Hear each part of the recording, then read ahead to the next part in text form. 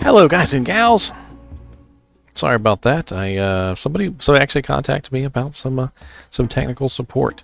If any of you guys and gals ever need technical support, I can certainly give you a hand. I've been working on computers for a long time, and a lot of my videos on YouTube are actually working on computers, NVIDIA Shield TVs, swapping out components on controllers and whatnot, cool stuff like that. And my camera's not up here. Make sure my camera's up. Hello, everybody. All right, so let's get started. We got about halfway through the tutorial on this game, and it's not enough. We didn't get far enough. So we spent a really long time, 3 hours and 46 minutes, playing the tutorial, and yeah, that's just the tutorial. That's it. 3 hours and 46-minute tutorial. Woo! Let's go! Although I'm not going to lie, it's a really fun game. I really like it so far. It's just... With the Black Knight's investigation concluded in Avernum, we were yet again chained to his will and purpose. Commandeered from our original venture, we set out across vast plains of sand and rock in search of escaped slaves that preyed upon travelers. We could only dream that we'd make it out of this predicament alive and could return to our journey eastwards. So, just a brief recap for anyone who might just be jumping in on this and you didn't see my last playthrough. So, I am the leader of a band of essentially almost like, I don't want to say mercenaries, but like a traveling group, essentially, like almost like a caravan, but like we're all allied together in this caravan. And you know, we have like big beasts of burden, and we have all sorts of interesting things, you know, that help us out. Like we've got scouts and fighters, you know, we've got outriders, we've got mounts, slaves, workers. I'm trying to free as many slaves as I can. Beasts of burden.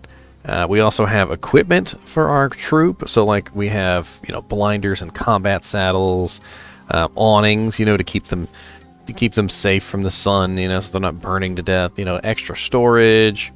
I got some hunting animals, you know, some basic standard armament, fighting equipment. You have to have supplies to feed your group, and you also have special fighters. So right now I have Sadarius, which has gotten me into a lot of trouble. I probably should have never saved him. Basically, I saved him from an undead army, and he's done nothing but plague me the entire time. He's part of this group called the Sergorod, and the Sergorod are these, like, vengeful, like, they've gotta, like, make sure that the law is upheld, and, you know, if the law is broken, they like, vengefully, like, and violently uphold the law, which is a lot. And I'm currently stuck with him. He's a good fighter, so he's a really good fighter in you know, in the terms that when I'm fighting other people, it's nice to have him in the group. But yeah, other than that, he's been nothing but a nuisance the entire time. We also have Morwen, who's kind of like a demon monster kin thing, which is pretty cool. And then we have Javak. Javak is has telepathic abilities, which is pretty cool. He can like read minds, and like he also has like the ability to attack minds too, so he can like wipe your mind. During like a big sandstorm, he was able to control all the animals, keep them from running away, which was pretty cool. So right now we are in a predicament with the Black Knight. So we have to locate and eliminate the 3 hidden abolitionist camps near Arenas Vorax. The camps should be south and southeast of Avernum. You will need a sizable contingent of fighters and working crew to be able to take the fight to these camps. And if we click on Arenas Vorax, it's not going to take me to the journal. It's going to make me look like an idiot, huh? I don't have an entry for Arenas Vorax, actually. It's interesting. Oh, there it is. A sub-region of the Searing Plains, Arenas Vorax, the Voracious Sands. A hot, arid, and dry desert of sand dunes and little else, famous for its many quicksands that devour anything and anybody that stray onto them. Arenas Vorax is the northeastern part of the plains and southeast of Smolderbone Flats. Nights are cold and dark, but the stars are still visible at least. Sandstorms are common. Oases are rare. So yeah, we gotta find the evil monsters or whatever they are in this giant desert. All right, so he said south and southeast. So let's go ahead and just make our foray out of the city at the very least. And don't really know where to go. And what happened to the music all of a sudden? The music was banging. Okay, so S is scouting, which doesn't work.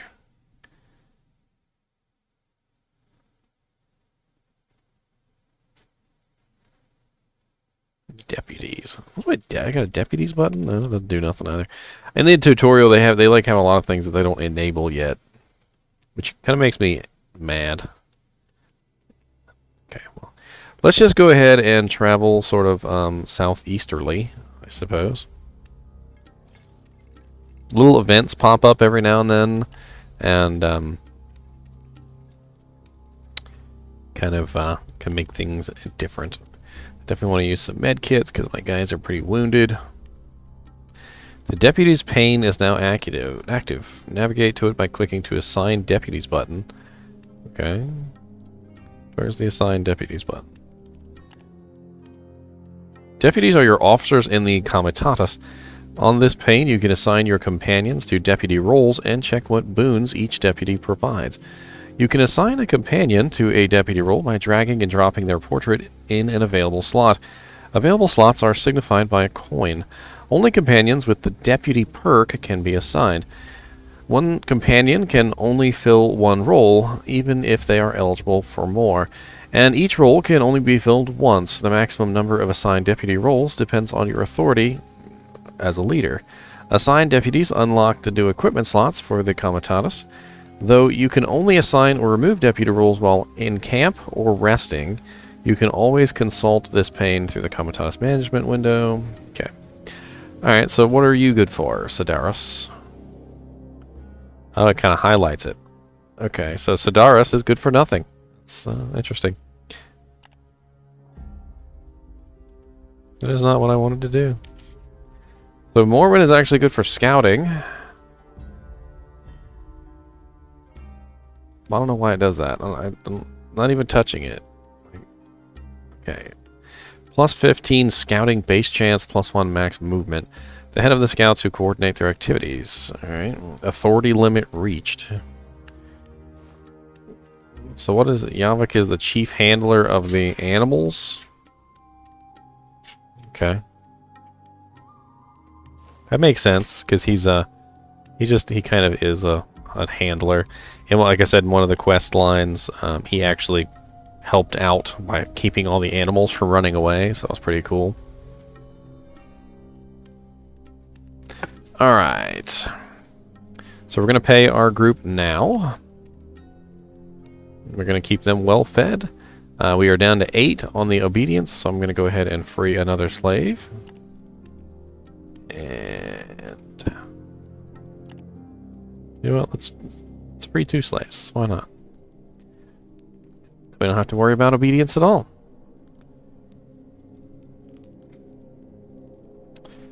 Defense orders. We don't have enough fighters.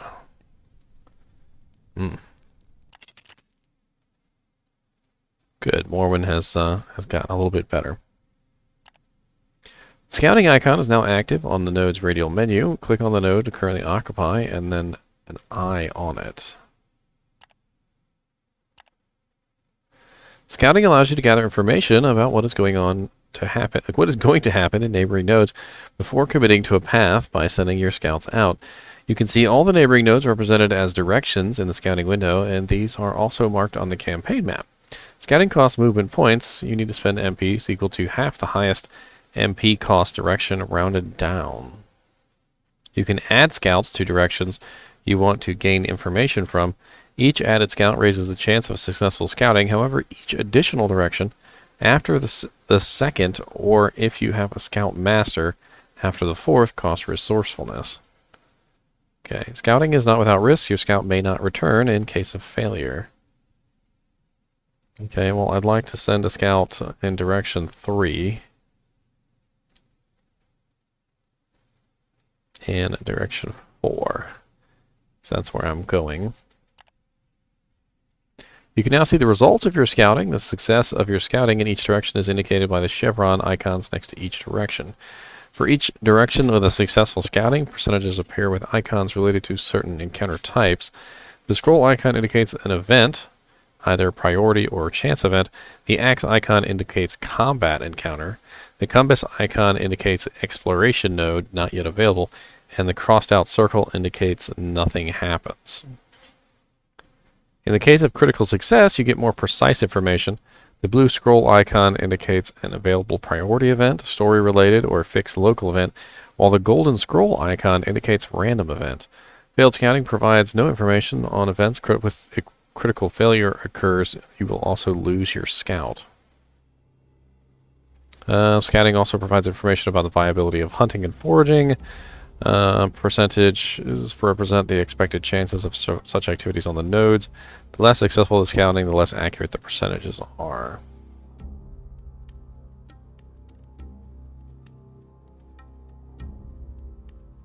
The chance of nothing happening in this node is 100%.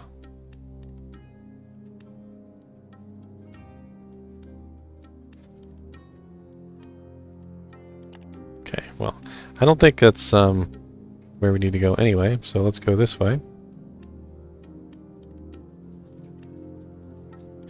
Take a look at this outpost over here. Can't really get there. Oh, I did a forced march. I didn't mean to do that.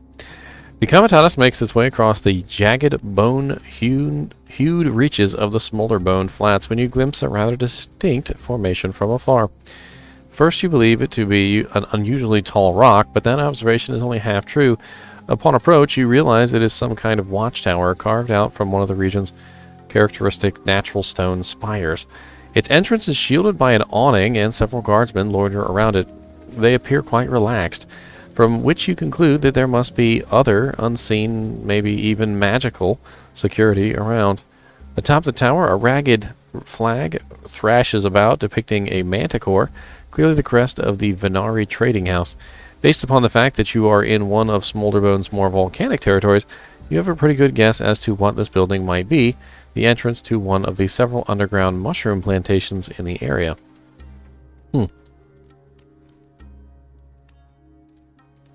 Trading opportunity.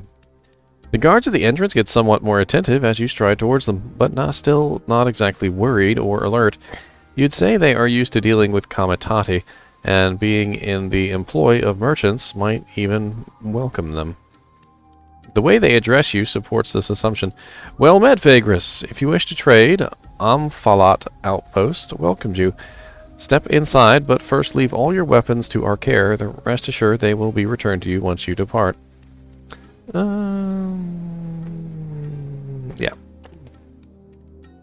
You entrust your weapons to the guard and enter the tower, followed by only some of your closest companions. Several watchmen escort you down a spiral staircase worked into the malleable ground.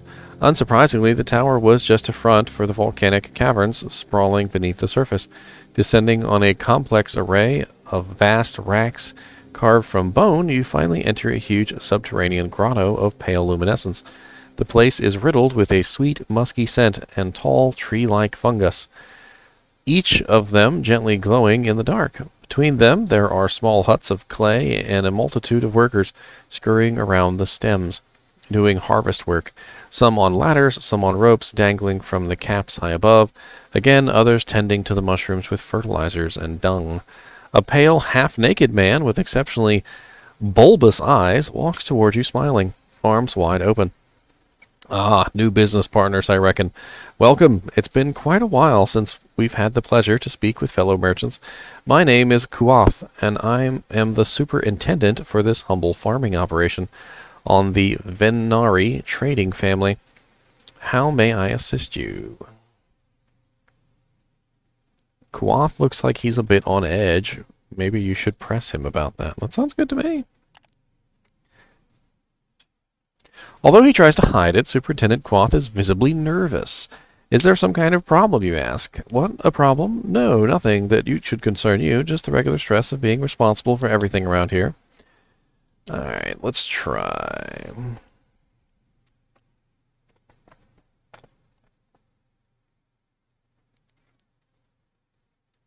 We're going to try just a regular. I don't want to use Yavik just yet.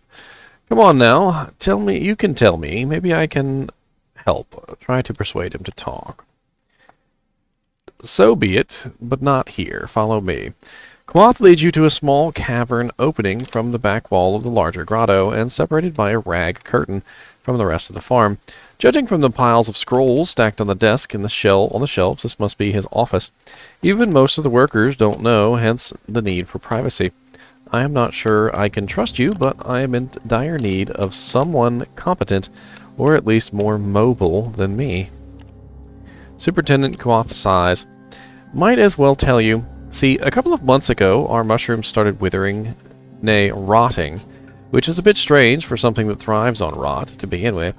My best guess is that after exhausting the upper layers of the soil, we dug too deep and unleashed something. Maybe some kind of magical effect, some anomaly, a residue from the calamity. We didn't even notice it in the beginning because apparently the rot eats the fungi from the inside. The first sign was when some of the workers started getting sick. Oh, it's not exactly lethal, at least not right away, but it dehydrates and weakens anyone who ingests the mushrooms to a degree that makes survival in the wasteland extremely difficult, if not outright impossible. And then there's the spores that might spread the contagion further. It doesn't appear to be very contagious, but of course we quarantined the afflicted. Only a few select workers know, the rest were told it's a case of scurvy, which is quite believable as we tend to follow a rather simple diet down here. Meanwhile, we had just enough upper caves left to keep on harvesting healthy specimens for a while. Seeing your alarmed expression, he adds, oh, don't worry, should you have purchased some of our goods already, let me assure you that we still have a large quantity of uncontaminated mushrooms. We are looking for profit, yes, but that doesn't include losing our potential long-term customers to disease. You must understand that this whole operation was entrusted to me and my Venari. Superiors are unforgiving. To put it mildly, I hoped I could find a remedy before it's too late, but now I must admit I'm at my wit's end. You seem to be someone of vast resources. Maybe you could help me out. I wouldn't be ungrateful. Huh. I'm not sure I'm the right person for the job, but let's see, what would you have me do? I guess you'd like your employers to remain unaware. I could be persuaded to make sure of that for a price. It's none of my business. We're going to help him. First, you might want to take a look at some of the contaminated fungi. Who knows, maybe the right skills could come to some conclusion right here. Else, if you don't think you're up to the task, or quite understandably do not want to risk getting infected, there is a sorcerer acquaintance of mine dwelling in Avernum. We already talked to him.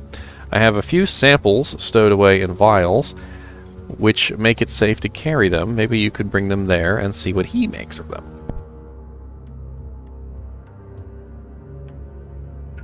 If we take the samples to the sorcerer's probably going to charge us. We also got to use supplies to get back. Let's do the infected specimens, though, because I think it's the easiest way.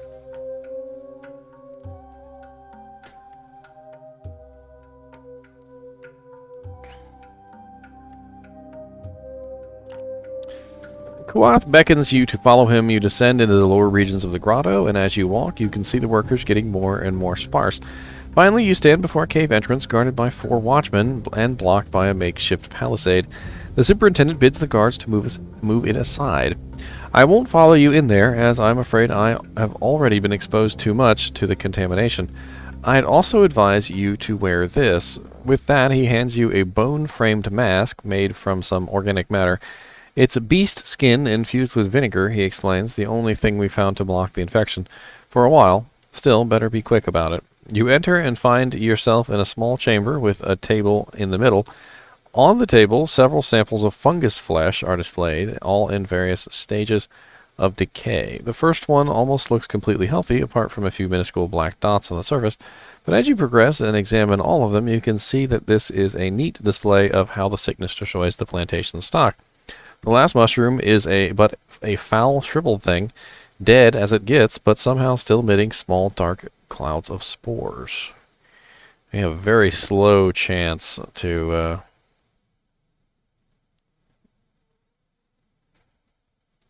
very low chance of actually succeeding here.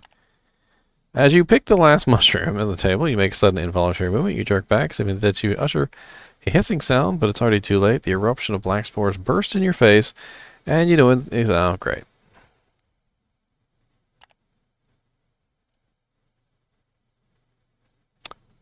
Amidst vehement fits of coughing, you stumble out of the chamber. Superintendent Quoth and the guards look at you with horror, slowly backing away from you. Did you say it wasn't contagious? You ask after you're able to catch your breath. Well, yes, I mean, no, it isn't just the instincts. God, you caught a whole whiff there. You all right? You feel like your lungs have been deflated, your throat burns as if you haven't drunk for several days, your eyes itch. Never been better, you croak. The sarcasm seems to be lost on Quoth and his men. So what now? Asked the superintendent.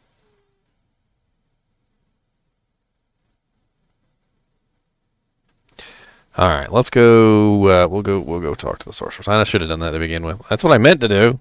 I was saying that when I got horribly murdered by evil mushrooms.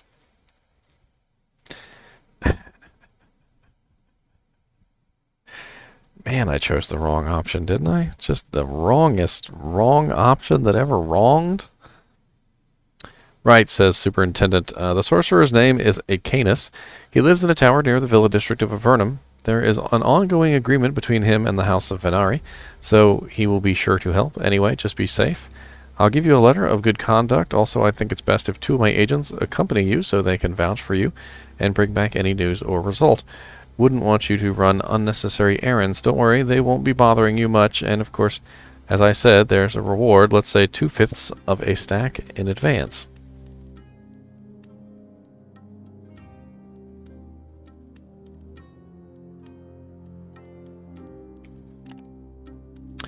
Plus 20 mushrooms. I feel like, I don't know how much the mushrooms are.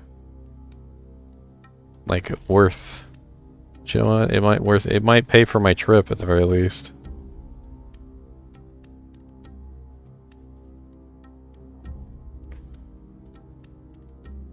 Huh.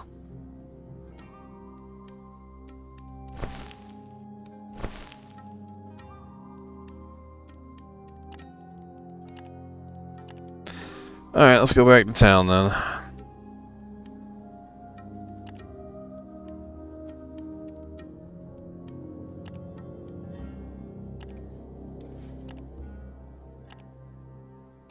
I need to rest.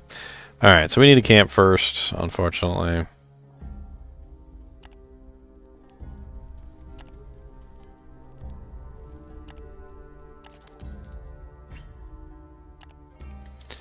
Alright, let's get out of here.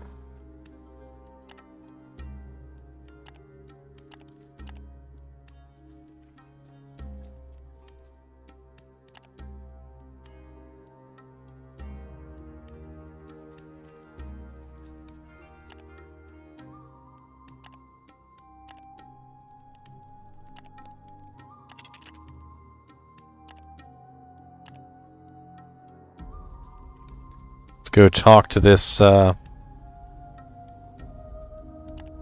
wizard.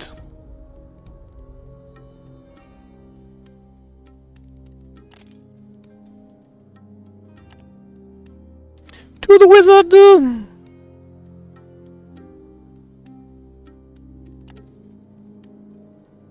Alright, so this should be the same wizard. Alright, here we go. The sorcerer takes a quick look at the letter, the sample, and takes them to his study, asking you to wait. He emerges in after a half an hour, letting you know that the infection is part natural, part enchantment.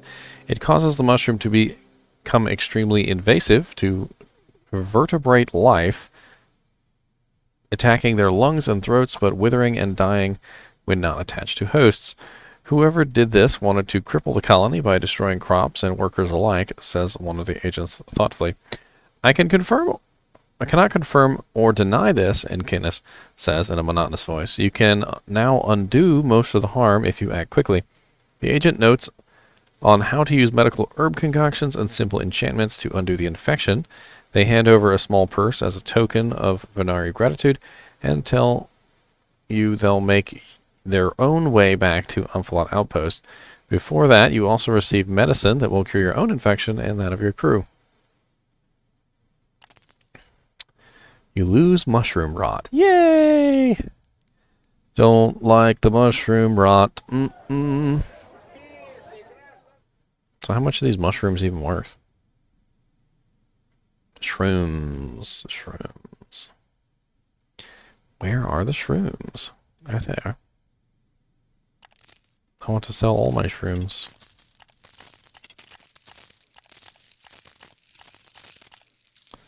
Sell. Sell. I mean, I think I made a little bit of profit on that. I really don't know, to be honest. I might have made no profit whatsoever.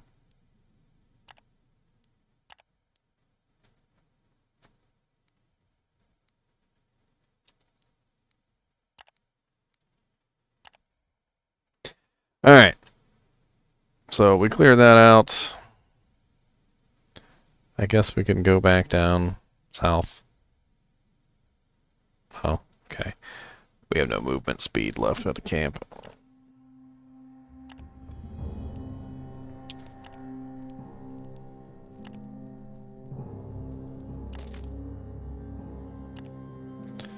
Alright, let's go down this way. Why not?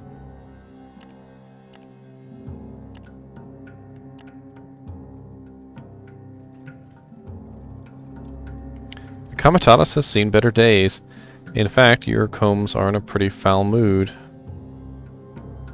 Perhaps you can still turn things around? Test fail. You can't for the life of you change the mood. Worse, and you only annoy people by trying. All day today, you are bombarded by petty, annoying, nagging, silly little problems, one after the other. It is not any stretch of the imagination that all this is because of the generally poor morale, but knowing the cause does not always alleviate the frustration. The result is that you cannot pay attention to the really important things.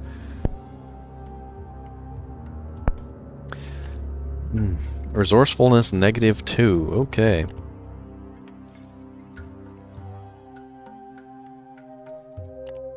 Why is the morale so low? I don't understand. Here, have 2 times the money for today. That's all you get. And double the rations.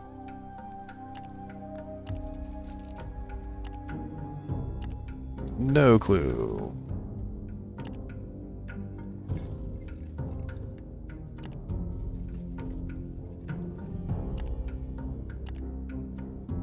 It's because I forced marched. That's why. I keep forgetting. Don't force march. It's bad. It's a bad thing.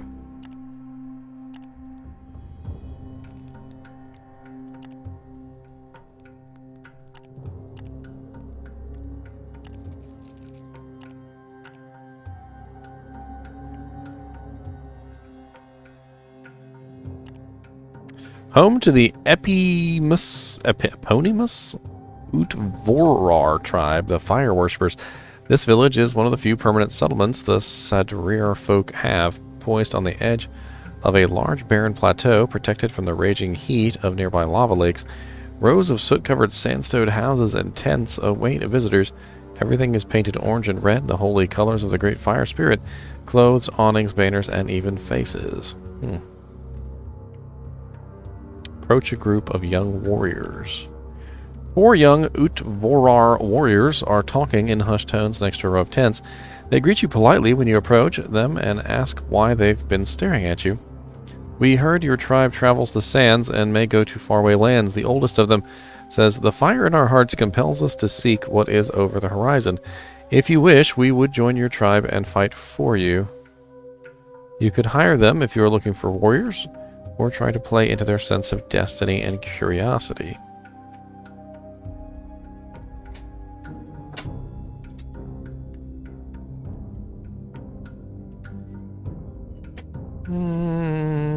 I mean, let's try. Let's try and get them for free.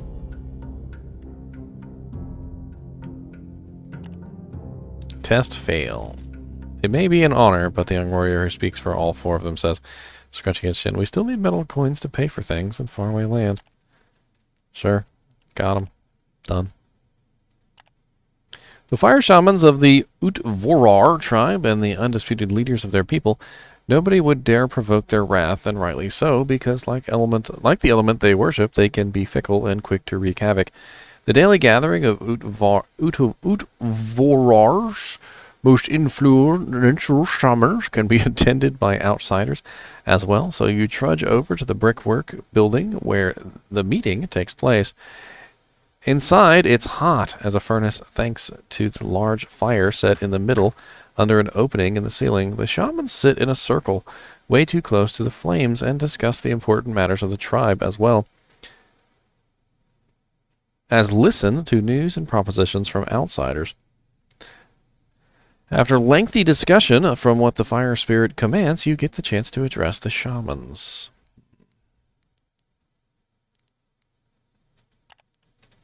You recount your encounters with the spectral pilgrims, and Yavik butts in here and there. The shaman asks some questions, then talk to each other in their native tongue. At length, one of them, small man with mangy black hair, turns to you. We know little of these wandering spirits, because we avoid them just like everyone else. There's a fire burning inside them, but this fire is not of this world. Not one with the flame of the fire spirit. It is kindled in a searing wound, reeking of disappointment, of betrayal, and the flashes you saw, we have heard no account of such thing. Whatever makes you and your people see them has to be the reason for the specter's apparent attraction towards you, we believe.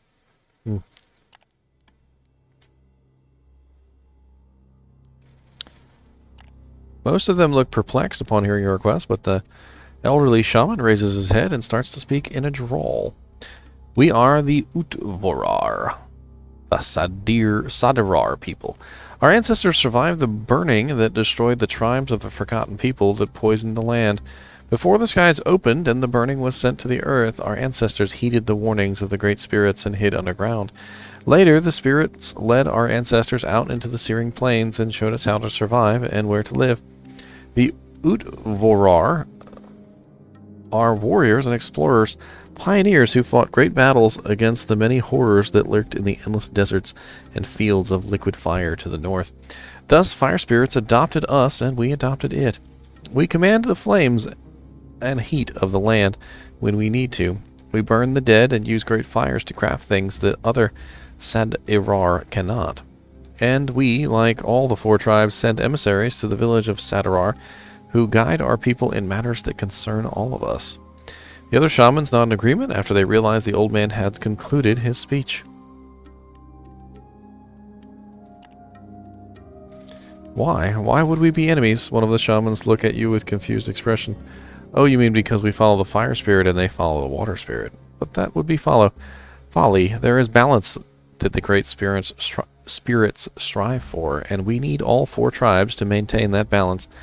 It is in nobody's interest to repeat the burning. No outsider. We are all allies and friends to other tribes, even though our ways are our own. We share a bloody history. Fire spirit and water spirit are not enemies. They complement each other. The shamans gladly provide medical supplies, concoctions, lotions, poultices, tinctures, and bandages for the right price.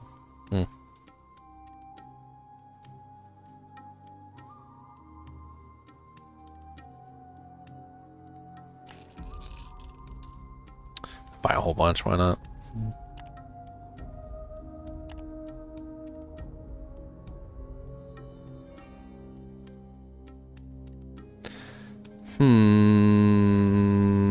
How much do the scouts cost? Not much.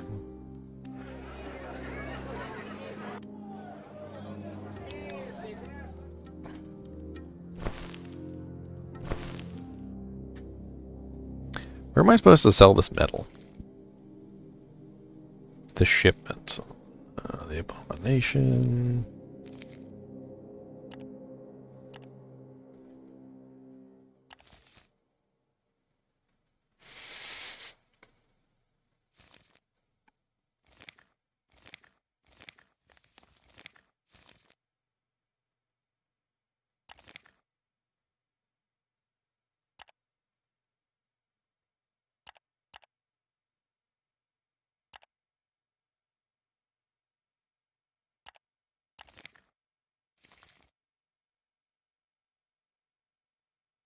Hmm.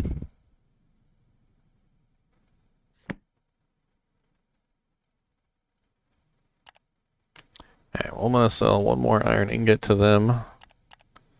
How much? Oh, they don't even buy iron, do they?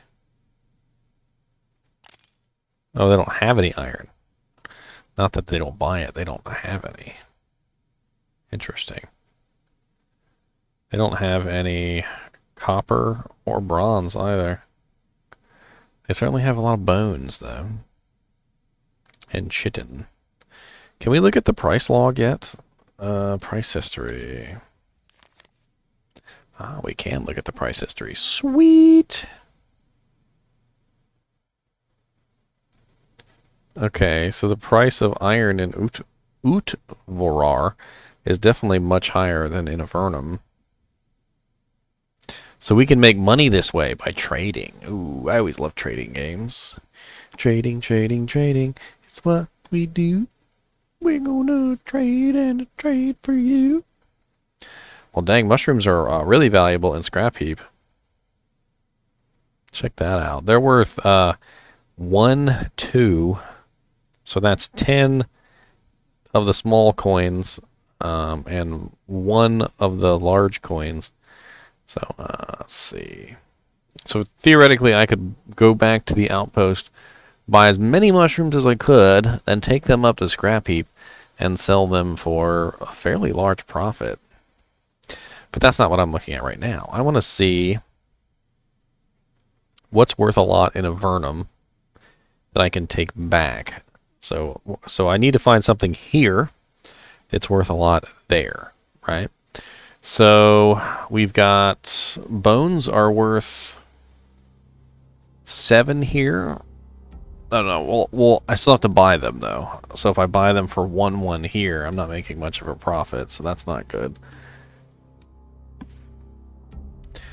I'm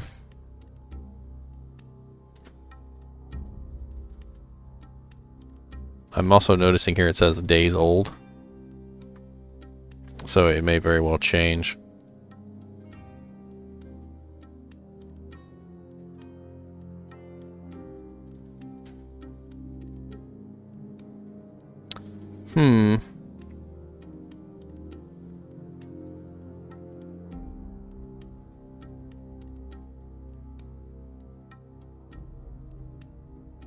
Trying to find a good item that I can purchase a bunch of and then take back, basically.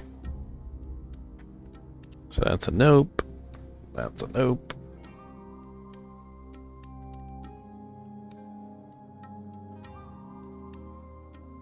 What does that mean? They're not buying them? See, I don't know enough about this game to know what that means.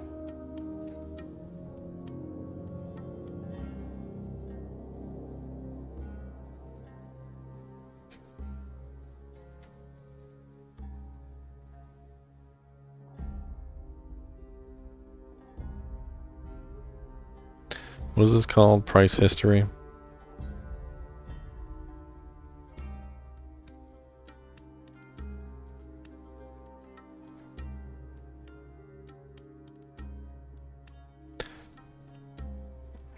Oh, it's not helpful. Alright, scrap metal. They sell scrap metal here, but see, this is what they're doing in like game terms. So see, in the beginning of this quest, they basically had it so that we bought a bunch of scrap metal, and then we took that scrap metal and we smelted it essentially. So we bought it at Scrap Heap for 5, right? And then we bring it all the way over to Avernum, where we can sell it for fairly large amounts of money. So we need to find something like that that has a very good low buying price that we can then make a huge profit off of.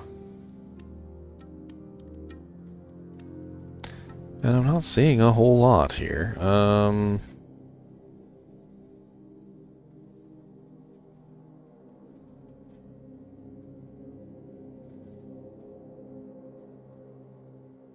mean, we kind of did the right thing here because apparently the mushrooms are the cheapest at the outpost. We got a lot of them for free, and we bought some of them for 4 apiece, and then we sold them here for 6. So we did a pretty good profit there, but it's not like a huge profit. I'm trying to find something that's a lot better than that.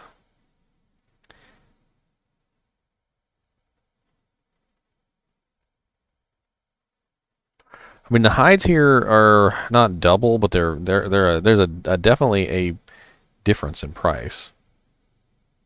If we were to buy the hides at 1.5, we could sell them to a Vernum at 1.7, so that's not really that great. 1.9 in optimal outpost.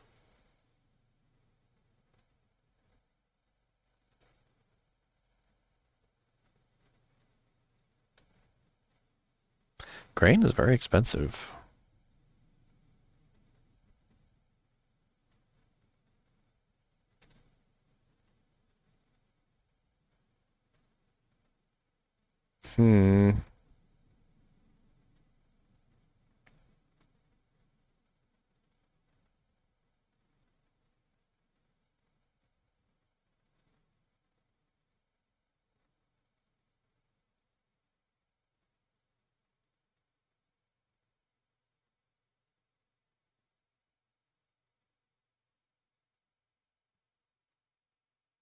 I can't seem to find anything that's really like a good, like a really like, oh my god, like that's like an amazing deal, and I can't find anything like that. I mean, the closest thing I can see here is the bones. The bones buy for 1.1, and they sell at Avernum for 1.6. So I would be making a profit of 4 per. That's really not a lot. It's really quite low, actually. How many bones do they even have?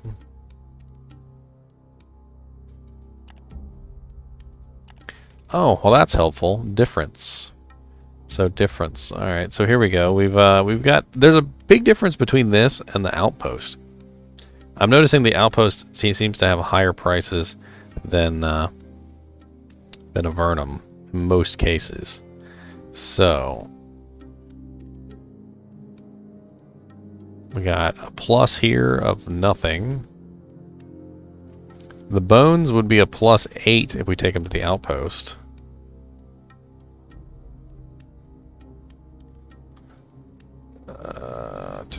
Oh, dies. Okay. So if we take the dies to the outpost, it's a +2 of the bronze coins.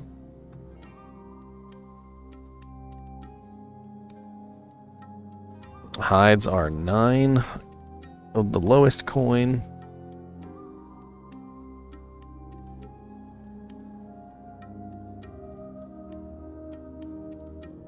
Ivory. Ivory apparently is 1.8, +1.8.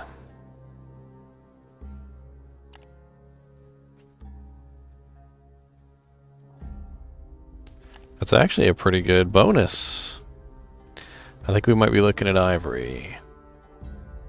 Pottery is 1.4. Yeah, it looks like ivory is our best bet. So let's buy.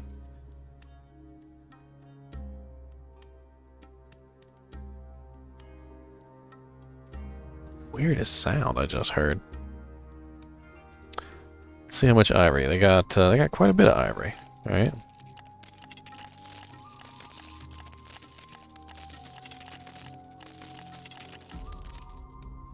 So let's buy as much ivory as we can. And let's take a quick look at the supplies. They should have supplies here, right? There it is. So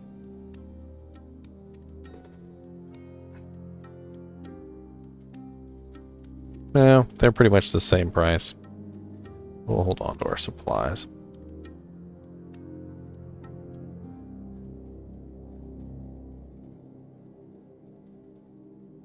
Didn't they have the highest price on the iron, though?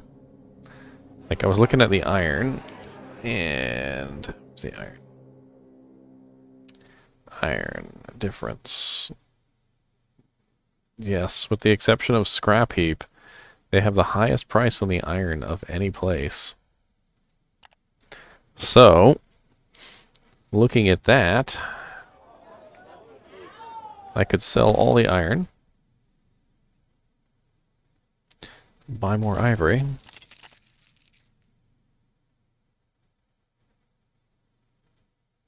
okay, we're going to take this ivory back to Avernum. Or was it Optimal Outpost? Which one had the better price for it?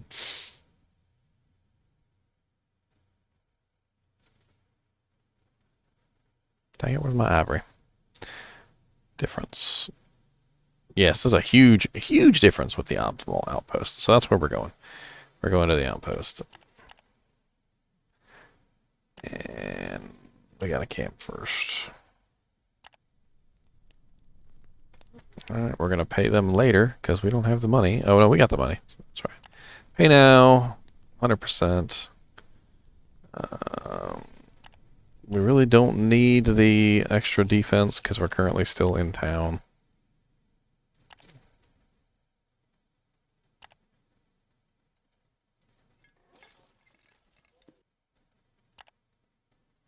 I'm not going to do the forced walks anymore.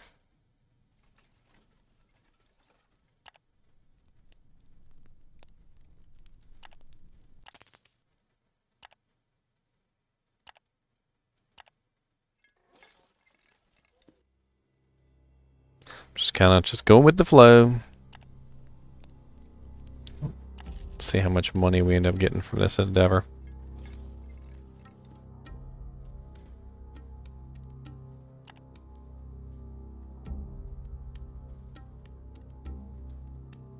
The Lonely Tower, what? What? Are you kidding me? Are you kidding me?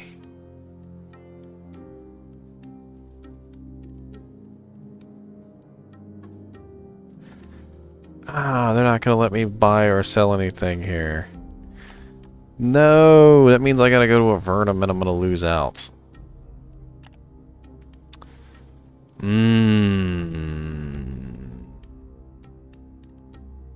When's my last save? New day autosave.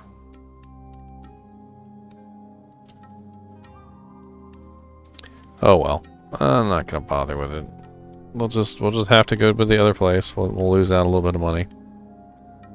I didn't think that was gonna be the case. I didn't think they were gonna force me to do something like that.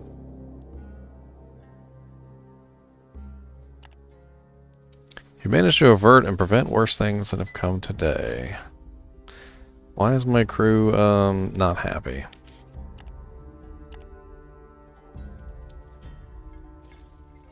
I haven't been forcing them to march. Shattered. Why are they shattered? Are we out of supplies? Great. Unruly slave force. I don't even have any slaves. I don't even have slaves. You guys are stupid.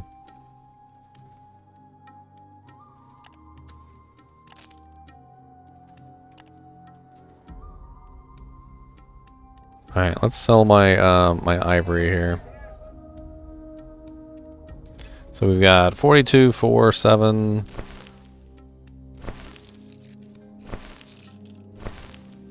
Alright, let's pick up some supplies.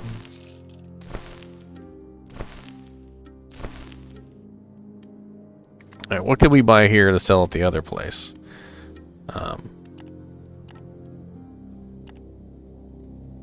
Honestly, I wanna take Scrap Heap off the list.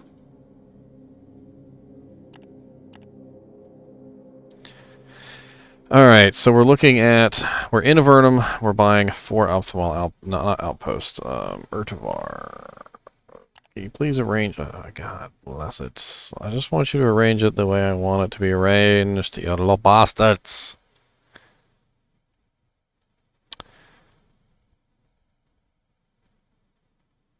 Wow, +9. We get a +9 selling the bronze there.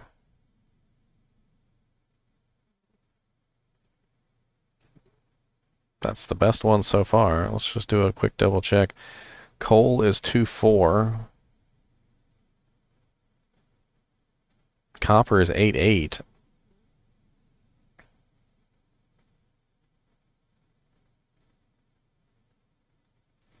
Silver is 11.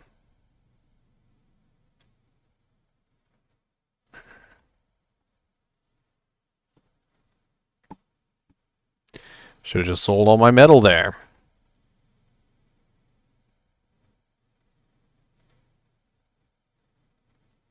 Silver is the best, undoubtedly. Do they even have silver, though? They do not. Alright, so we're going to do the bronze. And the copper. What, we got no room for copper? I've got no money left, okay. Alright, let's get out of here.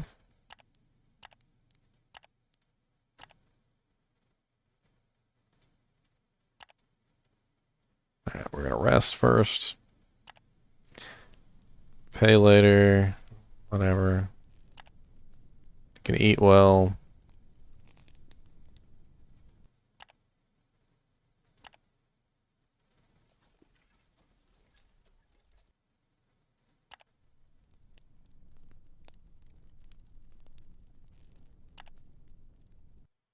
Let's try and keep them from revolting.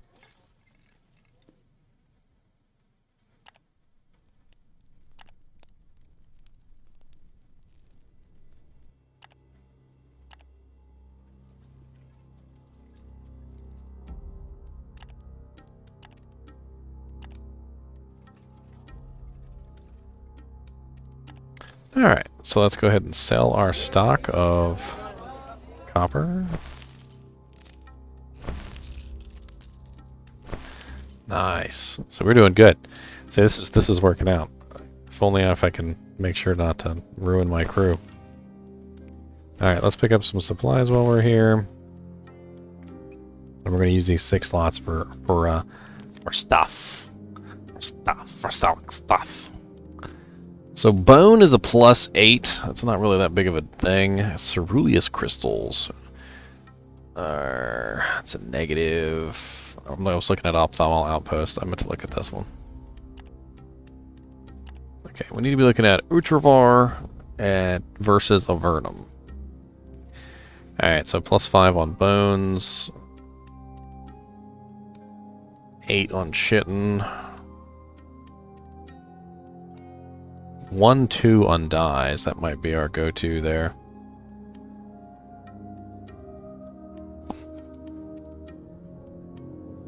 Yeah, it looks like dyes is the best one for this place. So we get a 1-2 increase. So let's buy all the dyes they've got.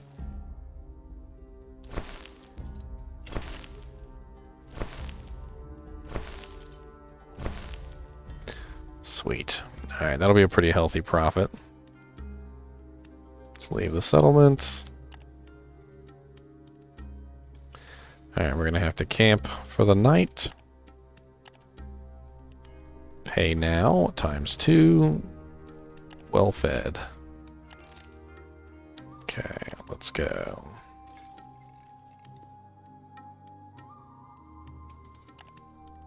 Pay now.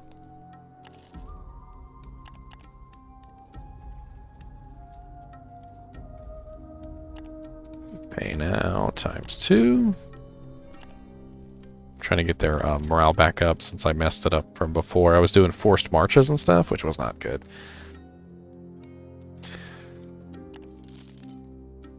Alright. So let's sell all the dyes. Make 33.6. It's not bad.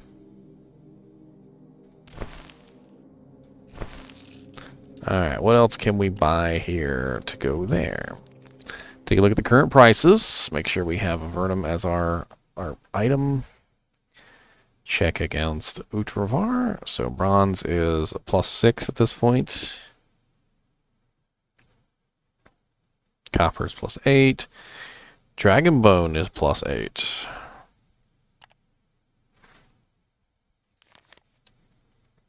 Okay, so let's do this. We're gonna buy all the remaining bronze. All the remaining copper.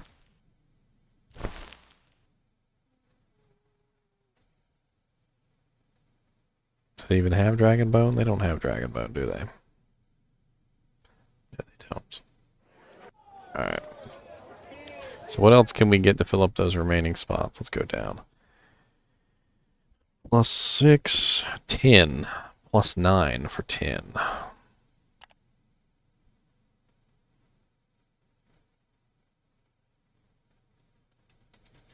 Let's get all the 10 they have. We can't get all the 10? Okay, that's all we can do. Alright. Now let's leave. I need to remember to stop using up all my money.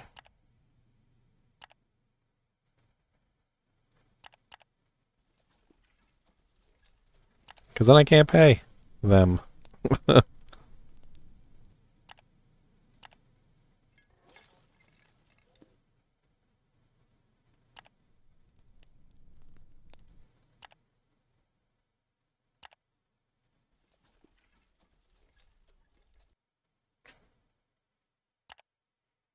Alright. Sell all my Dujinks here.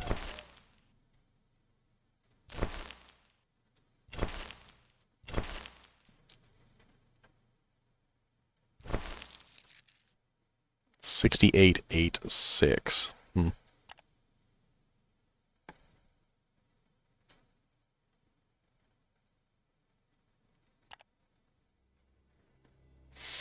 There's really not a lot of good stuff to purchase here to sell back. It doesn't give me enough profit to be worth it.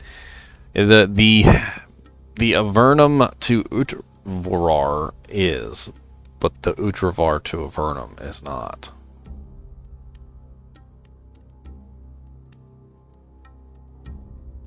There's just not a big enough profit on most of this stuff.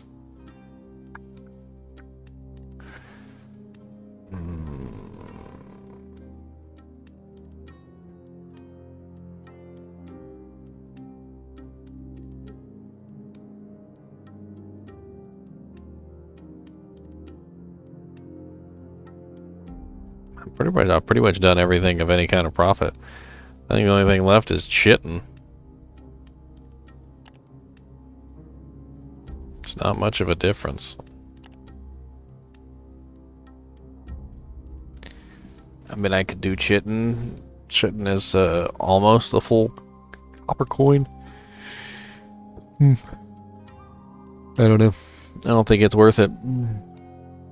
I think it might be better just to buy all their supplies and move on.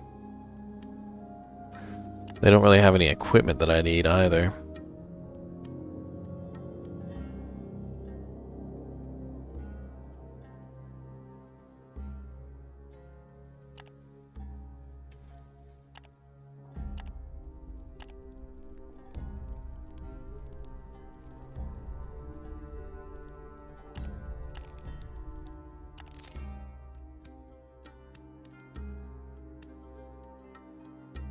Alright, let's go this way.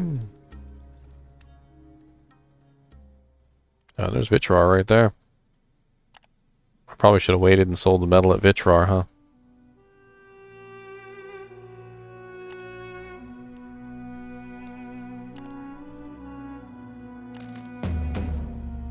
Bandits.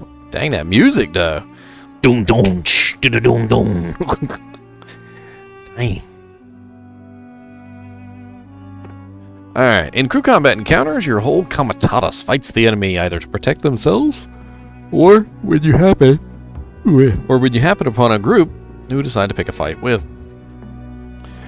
You can see the combat strength and defense of your crew and the enemy. These describe your crew's abilities, performing attacks, defending themselves, respectively. Purple icons indicate magical attacks and defense.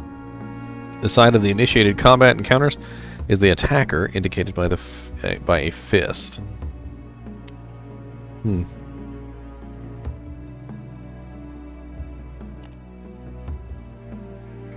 need to select your goal for the fight.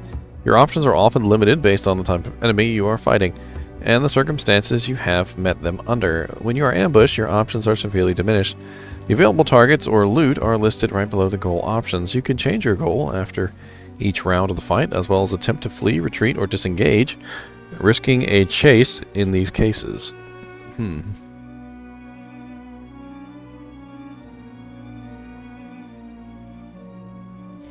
Defend equally, save the beasts, warded crew, save the crew, hold the line.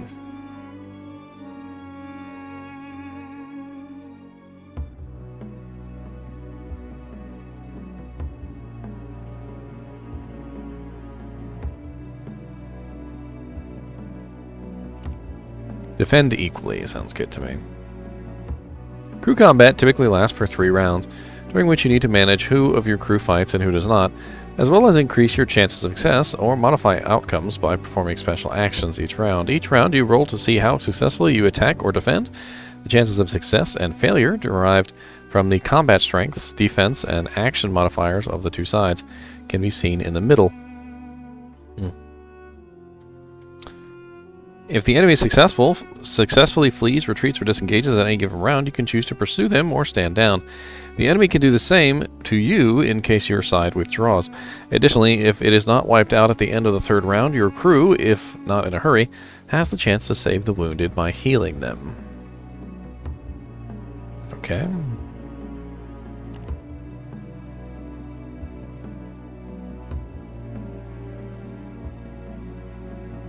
Combat actions are command you can issue before each round of the crew combat to alter the course of the battle, raise your chances of success, or mitigate losses. Maximum 2 actions can be performed per combat round. Both cost resourcefulness. The second one costs more than the first.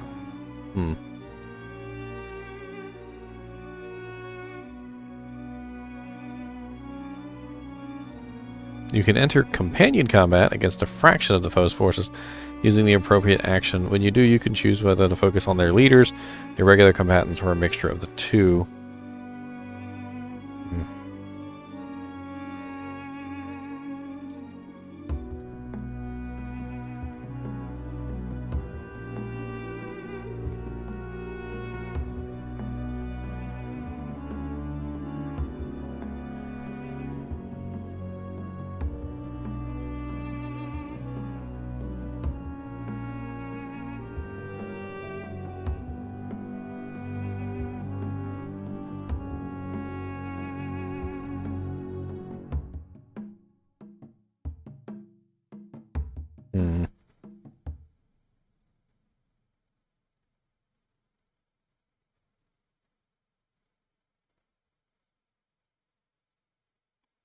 Take out their leaders with your best.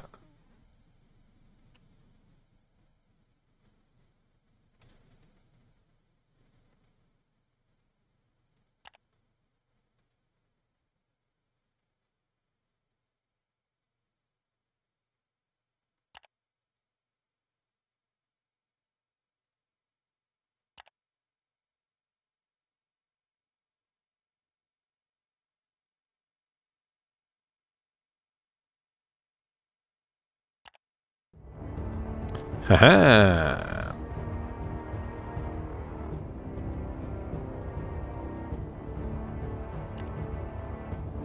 Oh, I can only deploy 2? What? I'm gonna get my butt kicked.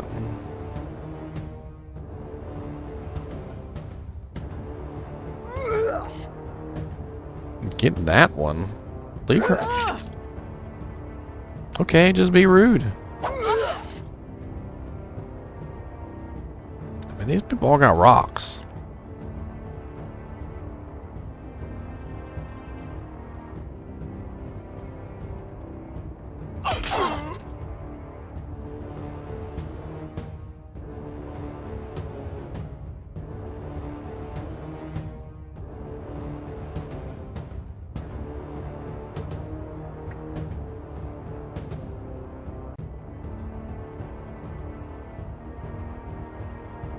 Twelve, 13, 17, 19, 7. I feel like I am way out of my league here.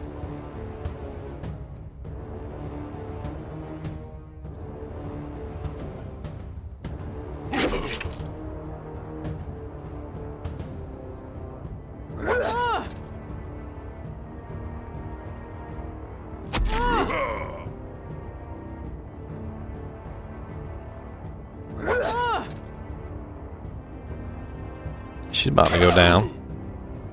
She's about to go down.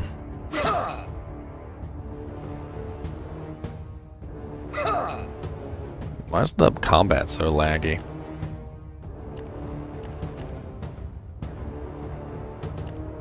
Oh, it's Morwen's turn. She's not even in range to do anything.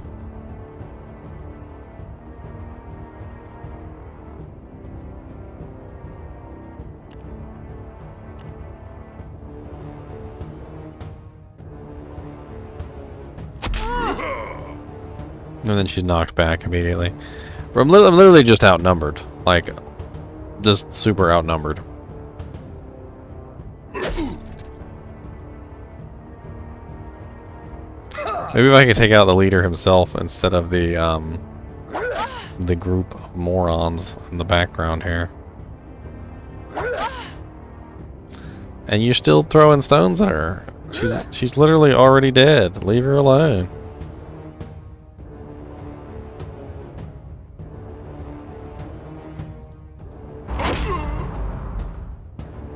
Well, your leader's dead, at least. So there's that.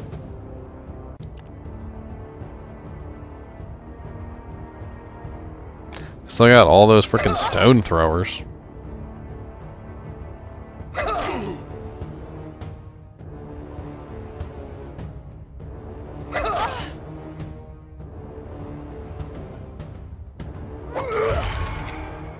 Freaking crit. Okay.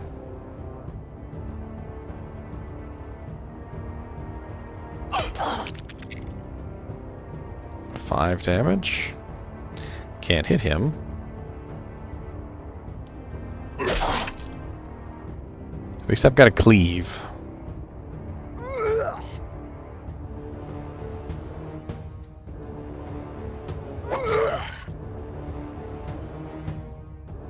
I'm glad that guy wasn't paying attention.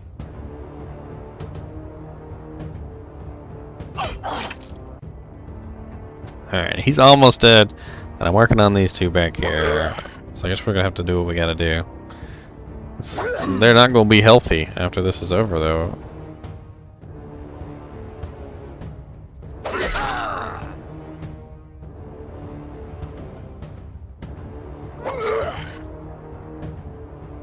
And he's almost down to 3 out of 16. 1 out of 14. Well, there he goes.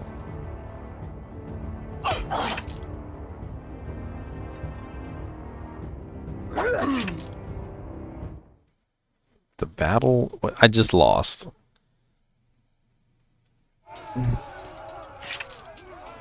I'm gonna do this. I don't care. We're backing out. I've never been in one of those battles before in my life. And then all of a sudden they just throw it at me like that. I'll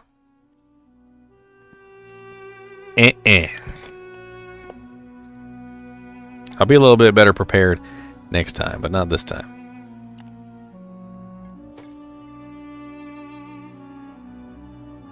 Can we, that's 4, that's, what is that, 5? Okay, so we'll just camp here then.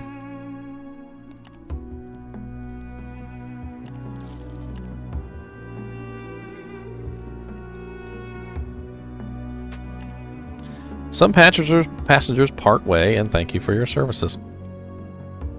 Hidden among the endless sand dunes of the deep desert is the sacred lush oasis of Sadirar, water worshippers, the Vitrar. The clear pools and running streams running through the primitive aqueducts are kept blessed by the blue-clad shamans and are guarded fiercely by the warriors of the tribe.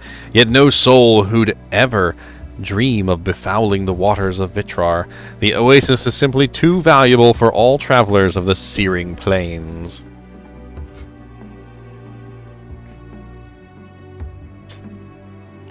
Rest by the lakes. You decide to take your crew and rest by one of the lakes of the oasis. Bathing is allowed by Vitrar, and your combs plan on doing just that. They also brought some booze. Soon, laughter and splashing fills the air, and in the shades below the billowing palm trees, some of your crew simply lie down on the soft sand and take a nap.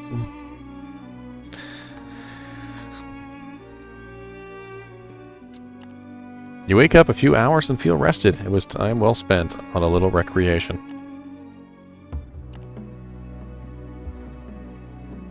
We had movement to spare. Alright, let's take a look at that price history.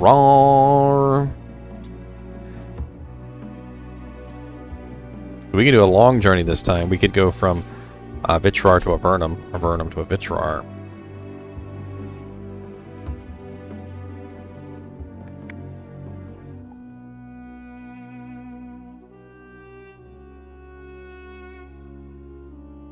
Trying to see what might be of value, but grain 2.8.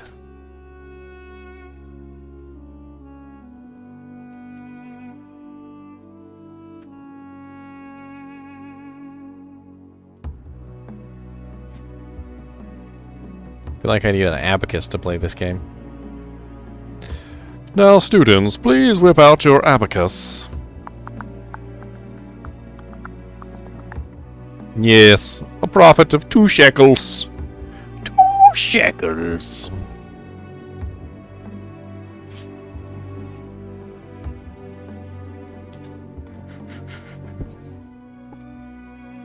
There's a very big profit there on timber between Vitrar and Utravar of 5.9, bigger than going to Avernum. So, according to this, I can buy the timber here for 130 and then sell it at Utvar for 189. It's very expensive, though.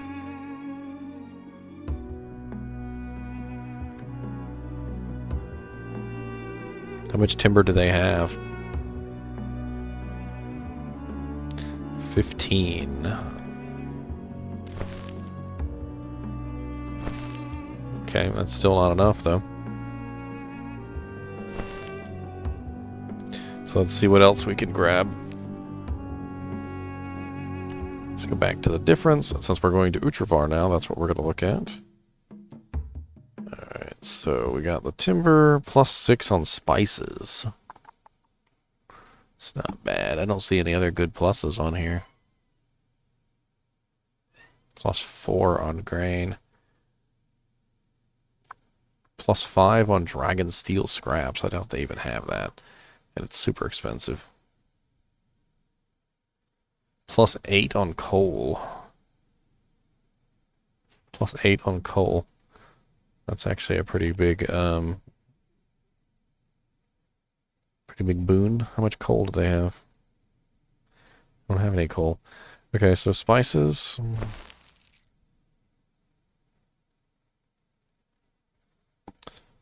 Well, dang, there isn't much left. I kind of want to fill up. That's the whole purpose. So, you know, if we're going from one place to the other, it just doesn't seem poignant not to fill up. I mean, grain is a bonus. Let's see. They have grain? They do have grain. All right.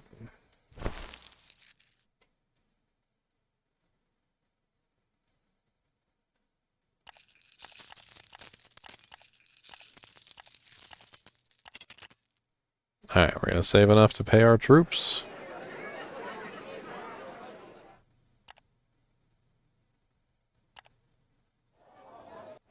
I might as well talk to some people over here. The water shaman, leaders of the Vitrar tribe, oversee the waters of the lakes and caverns in the protected oasis. They are calm, peaceful. They're calm and peaceful, just like the element they worship, and are always open to talking to outsiders. The council hall is a great wooden building that stands on stilts over the largest lake of the oasis. Many steps lead down into the waters of the lake, and there are countless pools inside the spacious halls. Carpets and banners in 100 hues of blue cover the wall, while vines climb the pillars and hang from the roof beams. Acolytes offer you fresh, cool water as a token of greeting and lead you into the council chamber, where the water shamans sit in a pool lit by fluorescent algae. After discussing urgent matters, the shamans turn to you and ask kindly how they could be of assistance. The shamans are more than willing to treat your wounded companions. They only require a small fee in exchange for magical healing. Okay. That would have been nice to know. They got scouts here.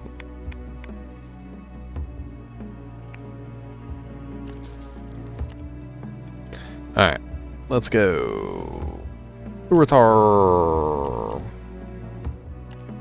Need to rest? We need to rest. Okay. Camping. Pay now. End day.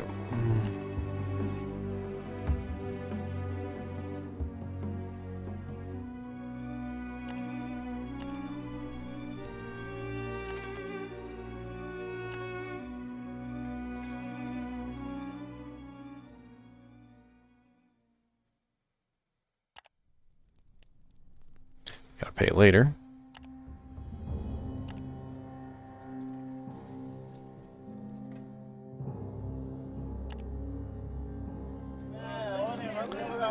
Alright, here we go. Spices. Lumber. Grain. Alright, let's fill up on supplies. And let's do a quick check. So we're currently in Utrafar. And we want to check Vitrar. So we have a meager +4 with bone. Bronze is a very large of 5-4.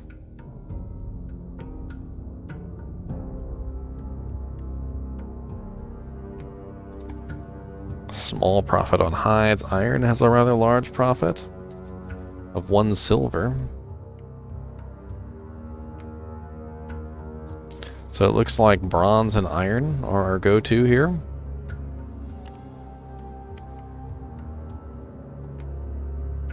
So they have quite a bit of bronze and iron. Let's go ahead and grab all the iron that they have.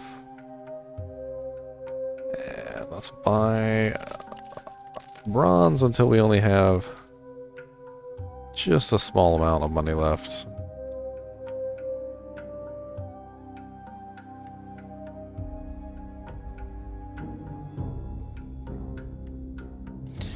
What I'm hoping is that I can eventually buy the supplies that I need to actually get to where I need to go. Apparently beasts cost a lot of money. There are a lot of very interesting things that that are required, to really like make your way in this world. Of course, this is just a tutorial. Maybe I shouldn't be going so far on a tutorial, but I don't know. Okay, kind of fun. I remember a game a long time ago. It was called Pirates of the Caribbean. Came out with the first movie. This was way back, and it was just a really fun game. And a lot of the game was sailing around the Caribbean, buying particular things, and then reselling them at other islands, and making a profit that way. It was very interesting. Alright, so we should make quite a profit on this. I feel like we lost money there. I feel like we lost. How did we lose money? Oh, yeah, because I probably wasn't paying attention to the sell price, that's why.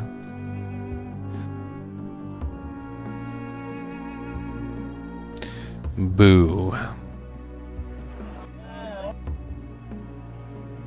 That's what I get for using this difference instead of using the full. But using the full is a little bit harder to see.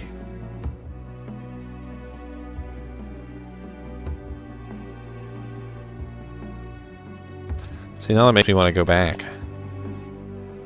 Because we made such a good profit on the previous day.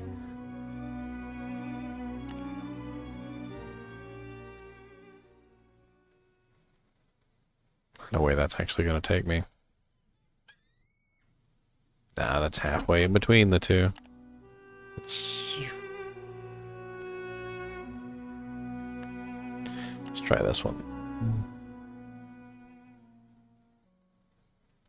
We really need to stop doing that stuff and start doing other stuff, like searching for the people that we're supposed to be searching for.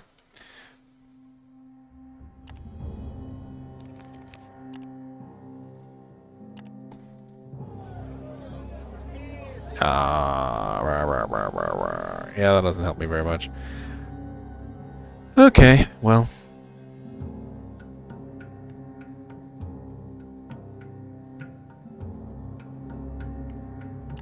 I'll just have to take the bullet, so to speak, and just deal with it.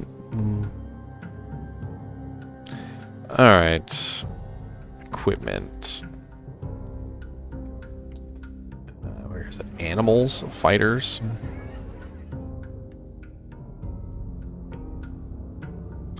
There's one fighter here for hire. One worker. Might as well hire both of them. Scouts. There's 4 scouts, and I currently have 9 scouts. What about beasts?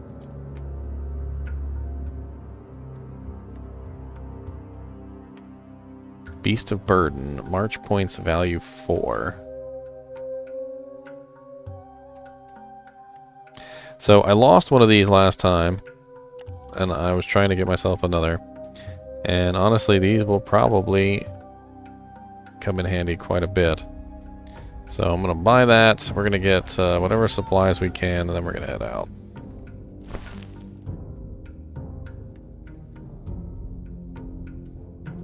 Alright, let's go ahead and... Oh, we can't. That's right. We can't save it here.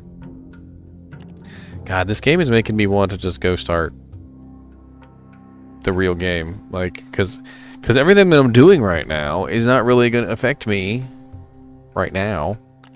It's going to affect me later. I mean, even when I restart the game, it's... Today seems kind of odd. The combat starts early. The beasts and the crew work hard. The scouts did not report anything out of the ordinary.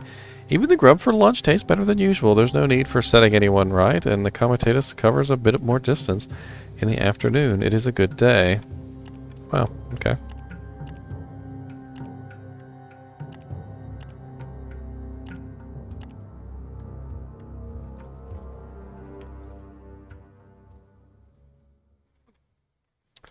Alright, let's use some of these movement points that I have left to do some scouting.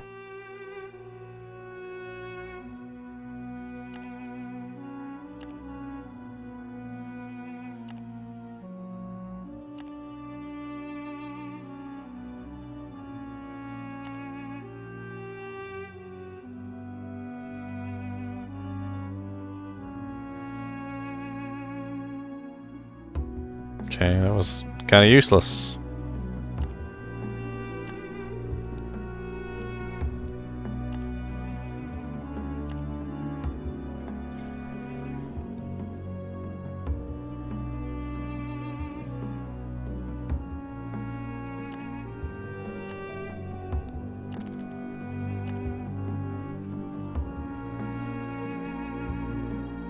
I really don't know what I'm looking for.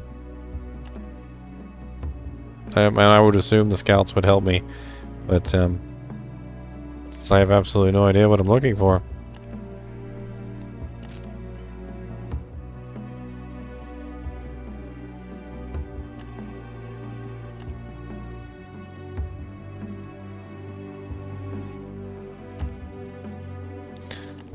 Let's try down here.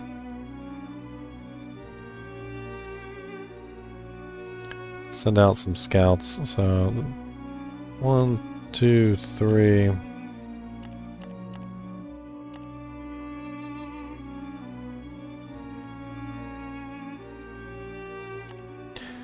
I feel like I am just completely lost.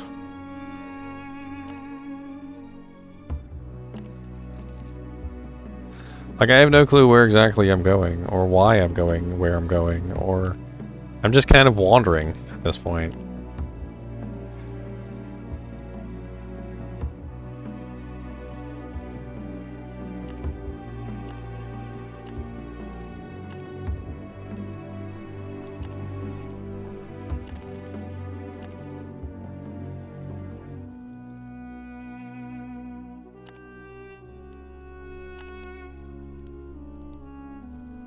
Am I out of food? I'm out of food. Okay. Man, I ran out of food freaking fast. Yeah, they're all starving.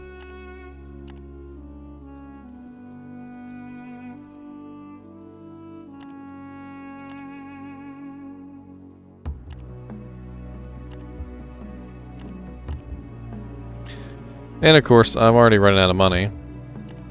Because I just bought a bunch of stuff that I shouldn't have bought, like the beasts.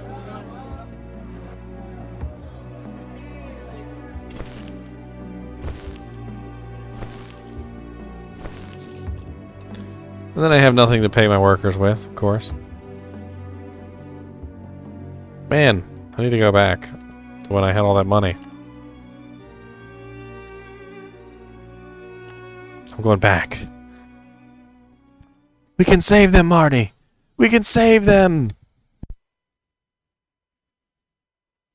The Dark Knight joined us after we rescued him from the clutches of the mindless undead horrors that slaughtered his companions. He was a grim sort. Too far back. Okay, let's try this one.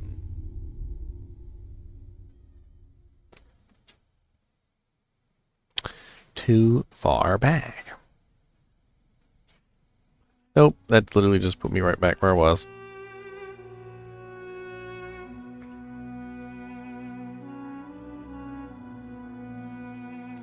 Well, I think I'm screwed.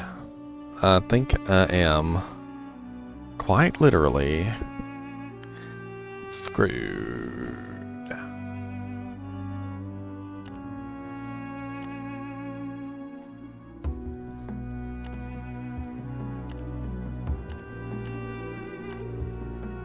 Oh, great, you took away my movement.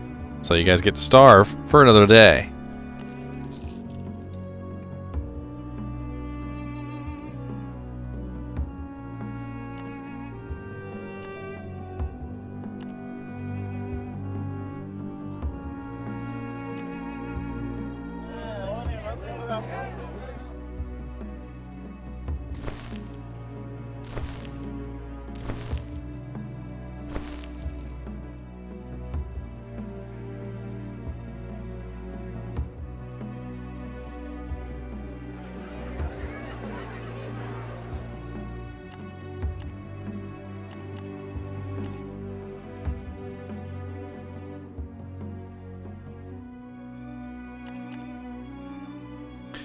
A terrible beast is on the hunt. Hidden encampment.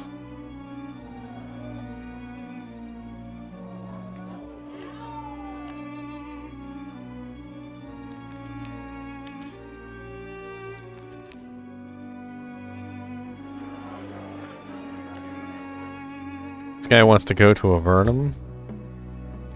They both want to go to Avernum. Alright, sounds good to me. Let's go to Avernum.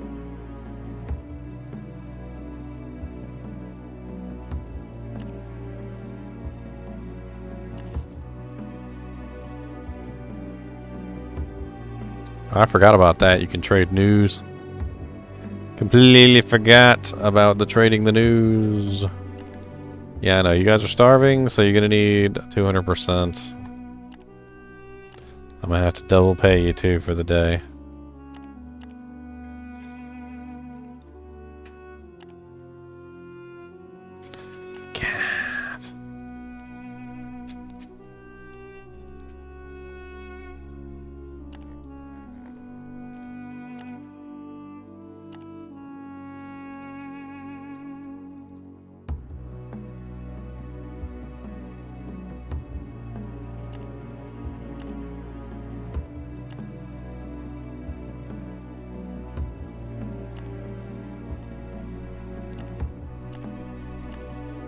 God, the morale is so terrible. And I can't do anything about it. I swear it's getting worse. They literally have shattered morale.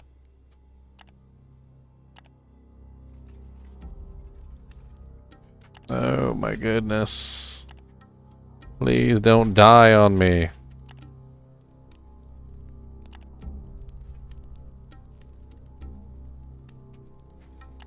I literally can't pay anybody. I don't have any money. See, this makes me want to just go start the game. Like the real game. I think that's what I'm gonna do. This little tutorial thing is cool and all, but I would like to start the real game. And that is exactly what we are going to do, is start the real game. So we're gonna start the Wasteland mode. Ah, yes. A Vagrus. Alright, so we're gonna make our Vagrus. This is the first time I've actually created a game for myself. So it's gonna take a little bit here. Imperial. Imperials are industrious and generally cultured people, tracing their origins back to the ancient humans of Daramar, who migrated south and settled in the lands of Arturus. Savvy? +1 savvy, +1 resourceful. Be a dwarf. Be a half-elf. Be a Urk. I always liked half-elves. Not all Dor and Thelis elves took their own lives after the calamity or became embittered to the point of insanity. Some of them wandered out into the world and lived out their remaining years among the mortals who survived. These elves mingled with humans, and their progeny are known as Perildin. The half-elves, most of them, retain their pointed ears, magnificent sight, and light-footedness of their elven parents, as well as their adaptability of the human one. They do not have a culture or realm of their own and typically live their lives on the road among other folk. Most Gwaith elves consider them abominations, and most humans think of them as elves, treacherous and furtive, so they do not trust them. Half-elves are tall and lean, with a mostly elvish appearance, yet also some human traits. Select your background. Veteran, adventurer, artisan, criminal, entertainer, healer, laborer, priest, ranger, savage, slaver, scholar, and sorcerer's apprentice.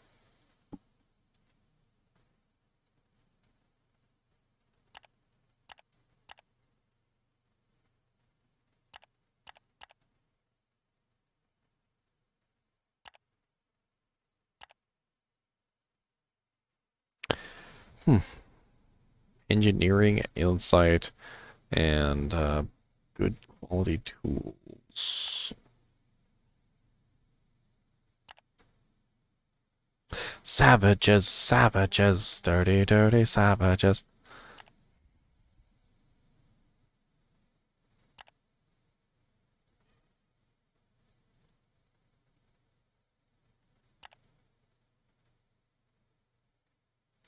But I feel like Scholar would do me much better than half this other stuff. Let's do Scholar. Select your calling. You are a traveling merchant, a nomadic trader, interested in transporting goods, news, and people to faraway reaches of the Empire for profit. +1 evaluate, +1 traverse, +1 slave, +2 workers, +1 extra storage equipment. Okay, mercenary, command, intimidation, scout, fighters, enhance survival, resourcefulness, fighter, scouts, and the looking glass. You're a seeker of knowledge and new places, someone who delves into the ancient ruins and dangerous locations to find treasures, artifacts, and old secrets. I like that. I like it. Let's go. Select your ambition. Free play. No victory condition. You can play freely for as long as you desire.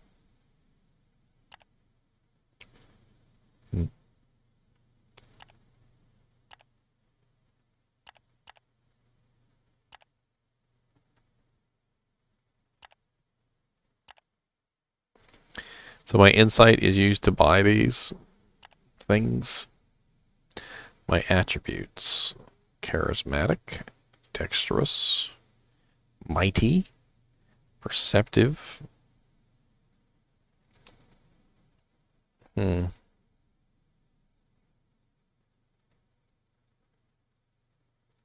Cost 1 insight.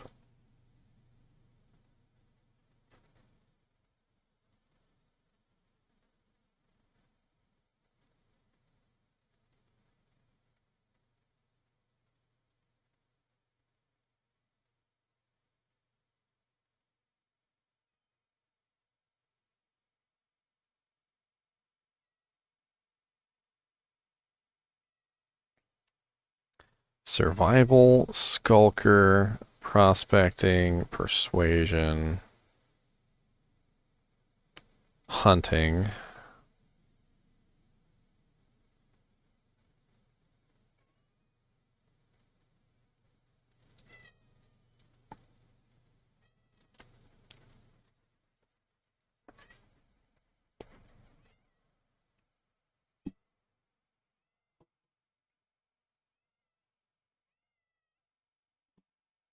What do you want?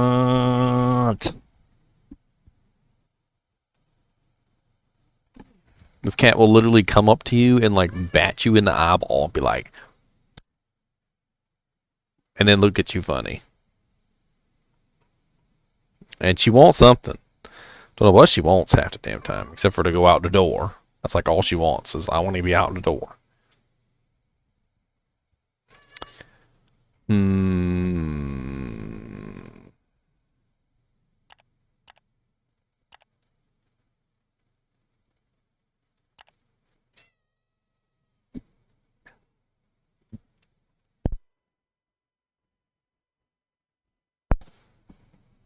So in a lot of video games, charisma is like god tier. If you're charismatic, you can get away with a lot of stuff.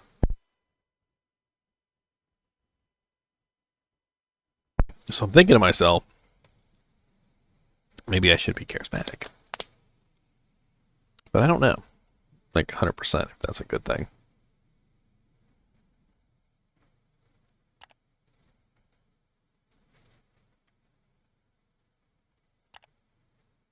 Let's put him at let's give ourselves three charisma, 2 charisma. I think it costs a lot to go to that 3rd tier. Same thing with the history. So let's give ourselves 2 survival. We'll bump up the 2 that we got points in. Navigation would be nice. Prospecting would be nice. Hopefully I can beef these up later. Hunting would be nice. Beast lore would be nice. Herb lore would be nice.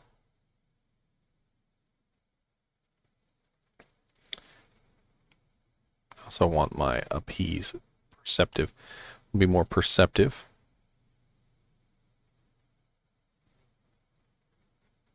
And throw in a point in tough as well.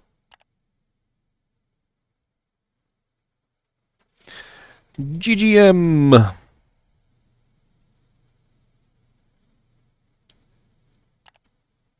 Curious, curious. I am humbled to have made your acquaintance, good master. Good I'm master. sure that many great adventures await you on your journeys. It was an honor talking to you, good master, but these old bones are aching, and I must rest now. Oh, yes. Perhaps we will talk in the morning. Perhaps we will. May the gods guard your sleep. Sleep, slowly but steadily, begins to overwhelm you. It is the late hour, the exhausting journey, or the mesmerizing voice of the old man. You faintly recall stumbling to your tent and crawling inside. Then it is only darkness. Morning creeps up quietly on the arid wasteland. You wake up and step out of your tent into the crisp air, yawning, stretching, and blinking in the orange light of the rising sun. The fiery orb's warm rays are welcome, in stark contrast to how you all will feel in a few hours. Your crew, groggy, still after an early start, shambles around camp, busy with their chores. Some of them are still huddled around their dying fires. You look at the horizon to the north and find it empty against the morning haze. Yet you know that beyond that jagged line the way station of Kernak awaits. A short stop on your way to a proper city, less than a week of trudging through the plains, and you reach Tor Zag's shelter. You hope to rest there and find much needed work. In fact, this was the reason you took the Comitatus north to Terra Supra, the lands beyond. New opportunities, the previous Vagrus of this traveling company perished several weeks ago, and even though you worked for her only a few months and are indeed quite new to this wandering business, the crew elected you to take her place because she trusted your abilities. Mornin Vagrus, one of your guards, walks up to you and draws you out of your reverie. That old geezer you talked to last night is about to leave and wanted to say goodbye before he does. You nod and head to the campfires. You find the old storyteller in the process of packing his meager equipment while whistling a tune. You clear your throat discreetly. Thank you for coming, good master, the old man says, still fiddling with his sling bag. I will not go to Tor Zag's shelter with you. My path leads elsewhere. I am grateful to you for letting me travel with you, your comitatus. Ah, yes, and I hope I've earned my keep. Because he had no coin nor anything of value, when you came across him in the middle of nowhere 3 days ago, you allowed the old man to travel with you and eat from your stores in exchange for entertaining your crew with stories along the way. And true enough, no hour has passed since without a tale being recited by the strange fellow. He even made an effort to entertain you while sitting at your campfire last night. Be that as it may, you allowed him to tag along as an act of kindness. The old man turns to you and smiles innocently. I may be able to repay you more properly by giving you some advice. If you don't mind me saying, good master, you are only starting your ventures as a Vagrus, and perhaps you could use such wisdom. Alright, first off, there are a lot of rumors going around in the city as great as Grim Tor Zag, but even in smaller settlements too. Listen to these, for there's often truth to such talk, and gossips can guide you to business opportunities, valuables, or interesting places. Often fresh news is the most valuable commodity you can possess, especially until you have a sizable cargo hold to haul large amounts of goods across the wasteland. If I were you, I'd find some work as soon as possible, preferably something your crew can manage without much difficulty. Perhaps one of them trading houses. You could also find some passengers who are willing to pay for your security of your comitatus can provide. Almost every Mancio has folk looking to travel for traveling companions. The old man scratches his scraggly beard thoughtfully. Before setting out, it is best to decide what your destination will be and prepare accordingly. Wandering around aimlessly in the wasteland is a sure way to get killed or to starve. Good master, yet no one's chances are better when the burden can be shared with trusty companions. I'd start looking for such folk as soon as I'm in a big city. There is a man known as Tor Zag, now that I think about it, who could help you with such matters and more. The chap is called Braxius. Strange fellow, really, not only because of his peculiar lineage, you'll see. He runs a shop, ah yes, but he'll buy any trinket off of you that you do not need any longer. He may sell you something useful too, who knows. I'm just remembering now, he once sold a Gavranian wood talisman to an orc mercenary who... The old man stops abruptly when he notices the expression on your face. He smiles apologetically. Where was I, good master? Oh, Braxis' shop. Just east off the Calrish Market in a small street that has a dark stone statue of Mercatus over a fountain. Best of luck. Irafons be with you. Good master, I better be going now.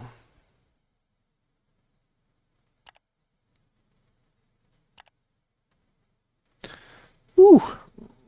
So we're going to Kernak Way Station.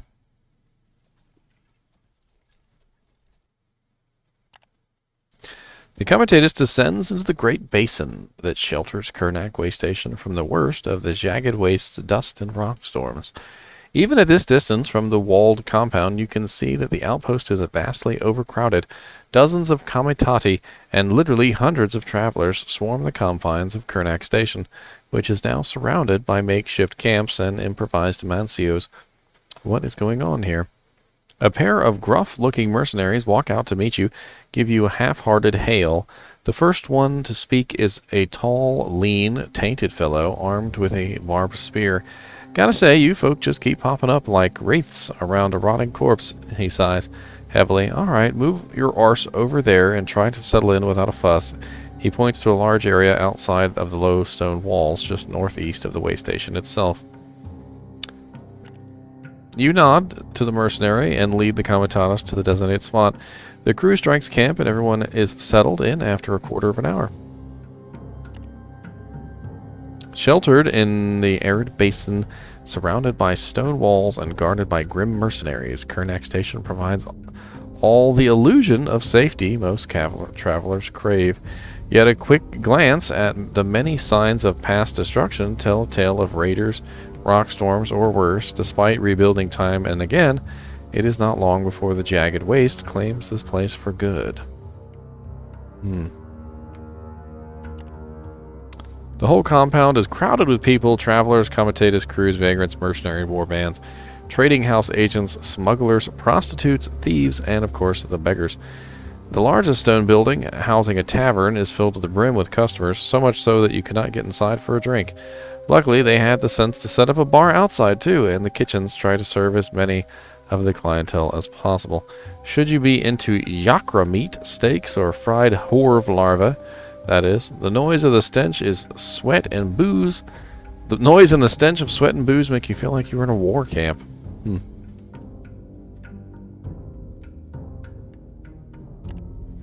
A quick survey of the options reveals several factions that are willing to pay you for hauling their cargo, and taking some people to Torzag's shelter to the north. There are the agents of a trading house trying to cut losses, as well as a bunch of shady fellows, probably smugglers, who promise that you will not regret taking them and their stuff to the great city. Another group, some pilgrims who wanted to reach a shrine in the south, now wish to turn back towards the shelter. Last but not least, there is a company of foreign merchants from the Dragged Lands looking for a new market. Whoever you choose, you will not be able to strike a deal with another group, and you will have to make sure that the goods and passengers arrive at their destinations safe and sound.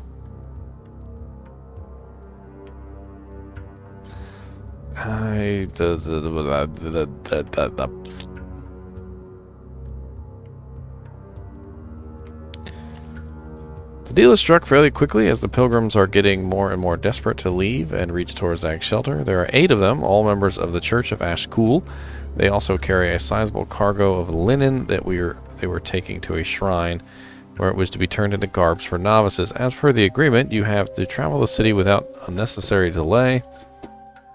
They will add their remaining supplies to your stores when you arrive. You will be handsomely compensated when you reach the shelter gates.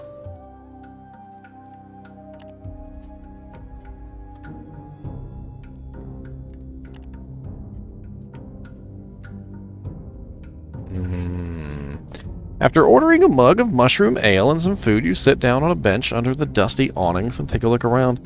There are all kinds of people here. Ferocious-looking orc mercenaries arm wrestle at the long table nearby, laughing out loud at bawdy jokes. A tainted woman juggling knives with 6 long, 3-jointed arms, intimidating dragonkin warriors in colorful steel armor. Tarkian traders lounging on large pillows around a small portable table with cups of coffee and hookah. A dwarf selling scavenged junk from the back of a tumbled-down cart. Even weird insect people you've never seen before chittering away in their melodious language. There are some other Vagri you can talk to and learn for the reason for the state this place is in. Apparently the Imperial Legions have closed off the only pass through the Sepis Mountains in the south not too long ago, turning back anyone and everyone on both sides. This plunged the travel plans and business enterprises of many into utter chaos. People suspect that this is a reaction to the strange earthquake several weeks ago and the terrible windstorms that followed. The winds have been crazier than usual ever since, and many people engulfed by them complain about having nightmares and constant headaches. You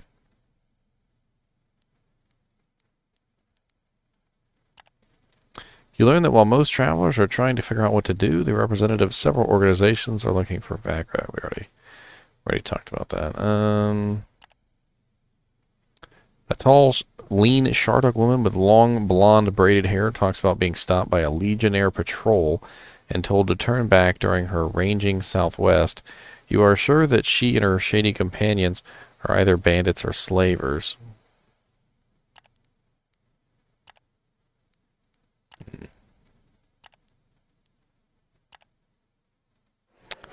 Alright, exchange local news. Trade routes blocked. Alright, and we don't have any pricing information yet because we haven't been to any places. So we've got a whole lot of nothing there. Cargo spaces. Apparently we have luxury wine.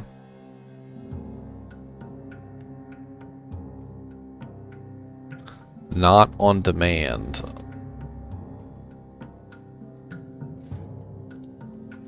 We can't look at the price history thing. It won't come up.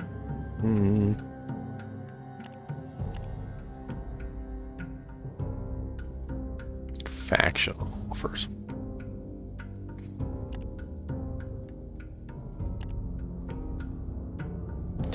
It says I need 2 cargo spaces empty when I leave. I've got like no cargo. No cargo space whatsoever. That's always nice.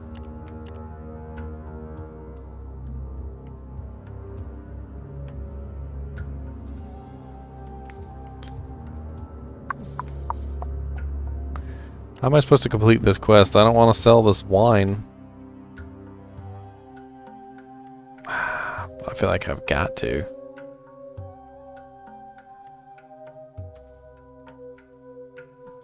Okay, well, I really don't have a choice because I need the 2 cargo spaces open, like they said, for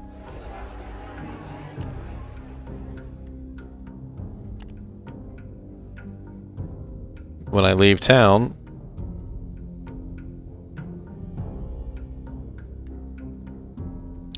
Vagrus is a difficult game in a variety of ways. One of the most common mistakes you can make is to expand too fast.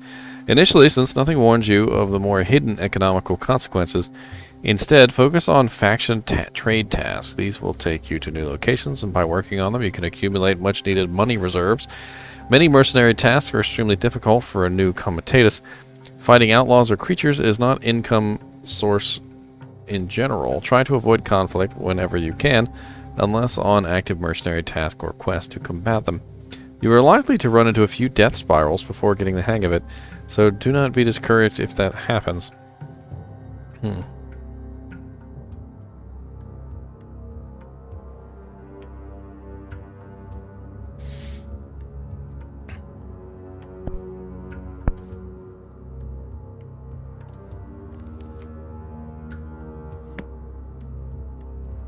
Alright, so load the cargo.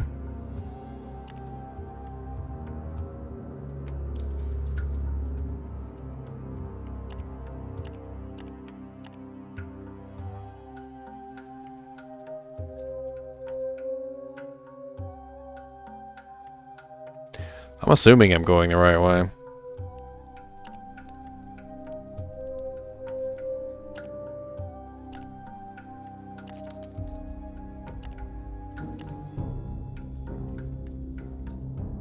I'm literally just following the road.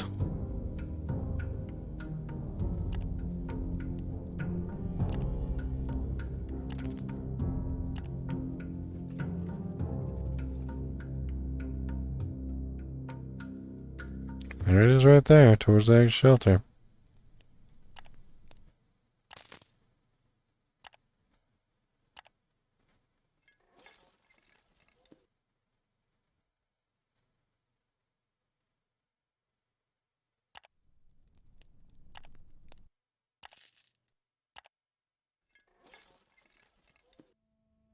Comitatus is in sight of the nearby settlement, eager to get some well-deserved rest. But what do people who you took on at Kernok have to say about all this? They seem happy they have reached their destination. The great Black Blood Mountain towers ahead, crowned with black fortress and jagged battlements. The single immense wall that blocks entry into the bowels of the mountain looms ahead. Your passengers are making ready to depart, but first they check their cargo. Everything is intact. The cargo is in order, and your passengers quickly unload it after giving you their remaining supplies. The one in charge hands you the agreed-upon fee for your services and turns to you before leaving. May the great king watch over you, Vagrus. So we got 150 supplies, plus 50 faction rating with the Church of Ashkul. Ashkalite pilgrims, leave your comitatus, and then we get 26 Lyurg, which is, it's not bad. The passengers are gone, as is their cargo. They will surely enter Torzak's shelter on their own. Alright. You reach the fortified gates of the great city. After waiting your turn in line, the chatting travelers, bleeding beasts of burden, swearing loaders, exhausted slaves, decrepit pilgrims, and fellow Vagri, you are greeted gruffly by guards under the shadow of the gatehouse. An inspection follows.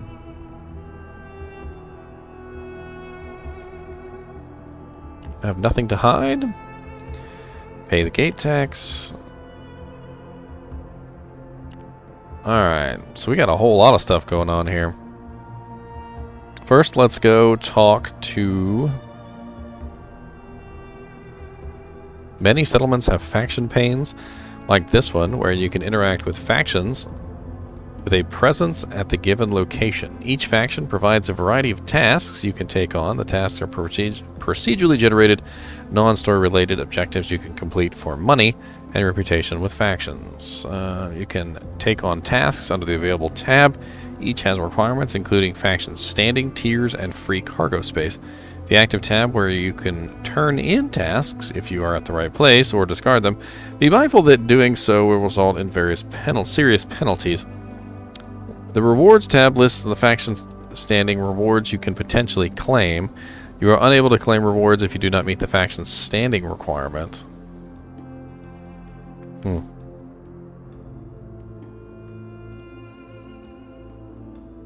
Supply run for House Darius. Deliver 100 mushrooms to Kernak Way Station. 6 silver, 8 copper. Free cargo slots 2. Seems to be a pretty common thing. What was the one that we just got rating for? Was the Church of Ashkul?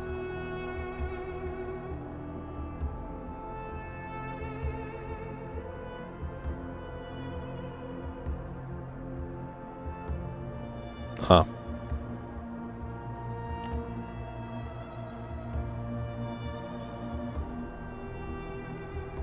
Can we get anything from Ashkul?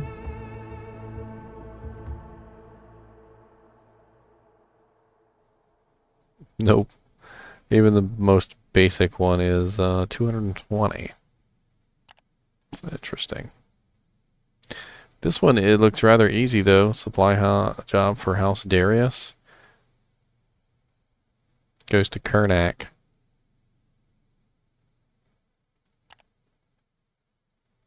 Yep.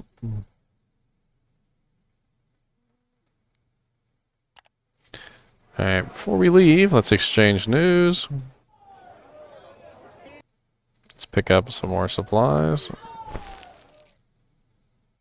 Let's leave here for right now.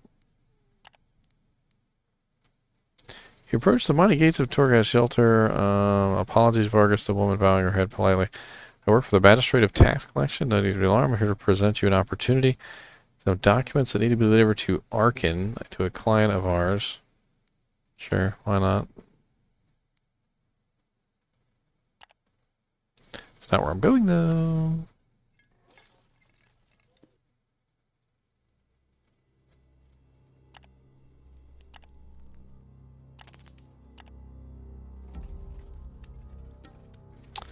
Let's try and make as much money as we can early on. It feels like money is very, very important in this game. And once you start to lose your money, it's everything goes very poorly.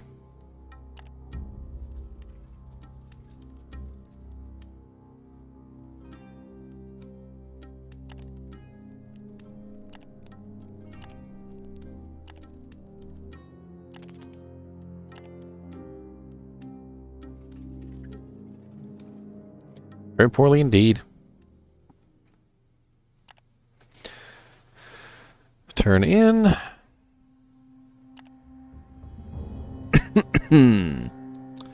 Restock for House Venari. 5 silver, 8 bronze, 6 faction. 9 days, 2 storage. Sounds like another good one. I mean, preferably I'd like to build up for, one particular faction, but let's go. Let's exchange for local news. Might as well buy the rumors going around. We need to rest while we're here. We're going to do this for a little bit, build up our money, because honestly, it seems very obvious that without money, you've got nothing. Without storage space to carry supplies and what you need to keep your group alive and happy, you've got nothing. So...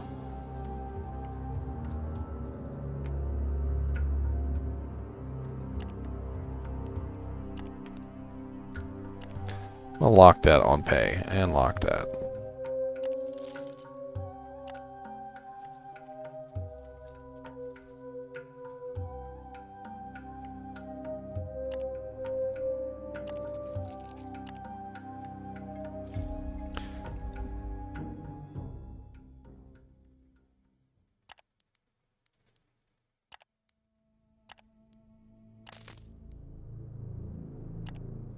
Alright, turn in my faction quest.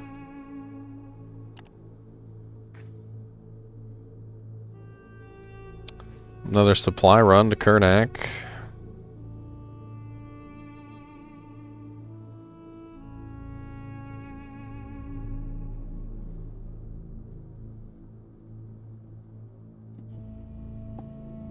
This is House Darius again. Yeah. I mean, they're decent runs, to be honest. I mean, I might as well do them. Let's exchange for information while we're here. Let's buy the rumors. Let's go ahead and grab supplies. And let's go.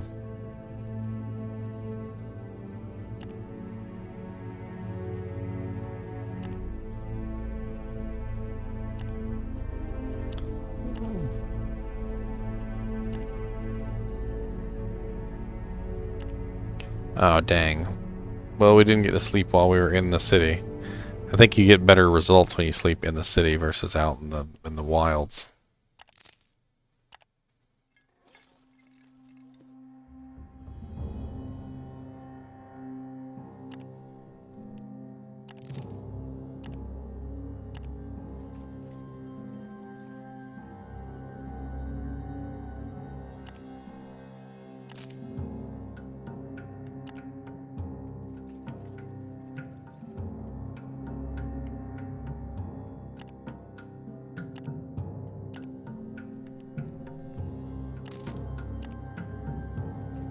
Alright, so let's go ahead and enter the city.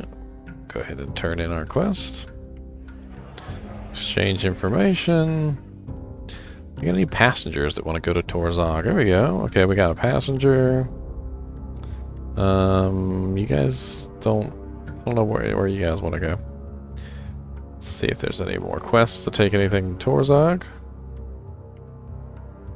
So we got 1 quest to go to Torzog. That's not bad. I should have checked for passengers at the other place, too. But I didn't. Because I'm a big dummy. Big dummy.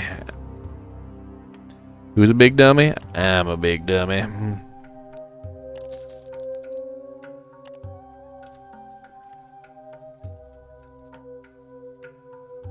I mean, it's a little boring doing this, but I feel like if I do a little bit of this, gain a little bit of money, take some passengers backward and forward across the road, do a little bit of trading, build up some faction,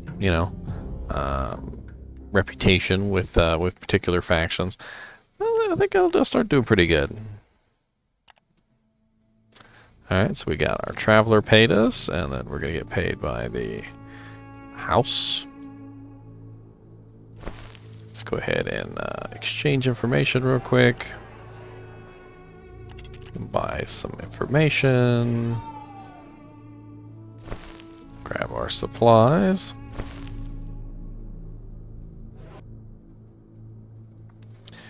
Now, they pay pretty good, but let me see if there's any business up. I still can't look at the price history thing.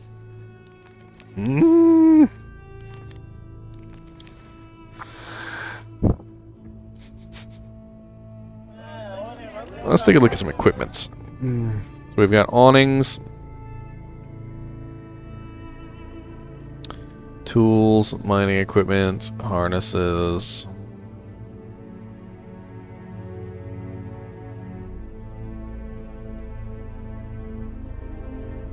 Let's go ahead and get some awnings.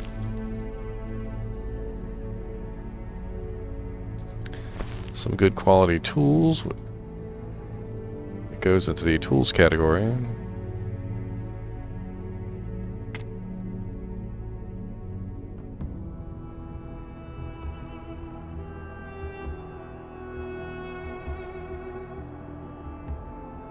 Can also grab these mining equipment, but I don't know why before we would need that right this second.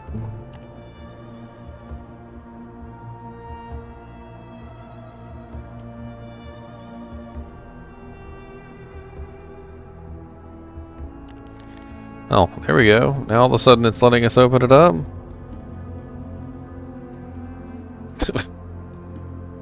Alright, let's see. What can we purchase to resell? Not a whole lot of pluses going on here. About the only one is pottery. I can buy it for 3 and sell it for 3.5. But chances are, whatever the faction offer is going to have equipment. So, like every single one seems to take 2 storage slots. I need more storage, is what it is, but I don't have more storage, so let's do another run for House Darius, I suppose. And we'll rest while we're here.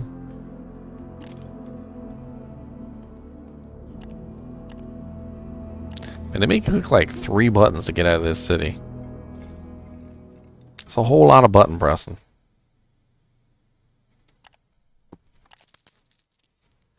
One of the cooks visit you just before the evening meal. She looks disgusted as she shows you an open package of food. Among the slices of twice baked hard bread, purple worms the size of your pinky writhe, devouring your supplies with frightening speed. I did not check all the bags, but these things seem to have gotten to quite a few. What should we do?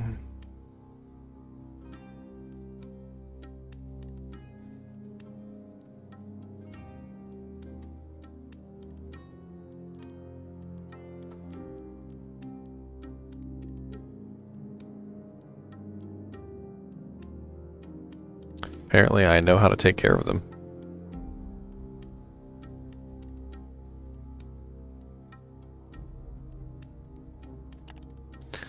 Negative 60 supplies.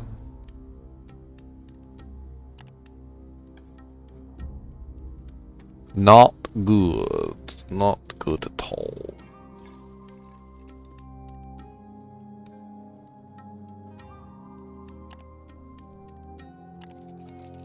It's an interesting encounter there.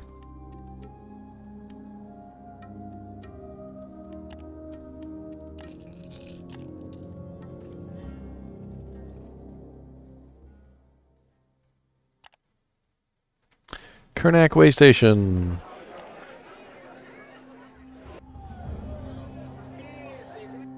Turn in.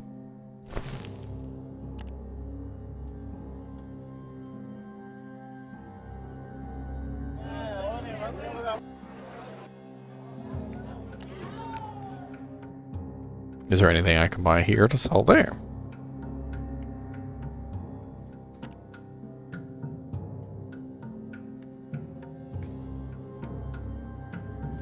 Bright kelp doesn't look bad.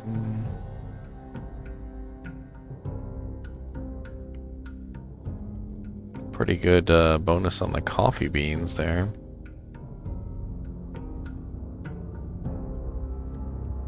Oh wow. Iron has a +3, 7, 6. What the hell?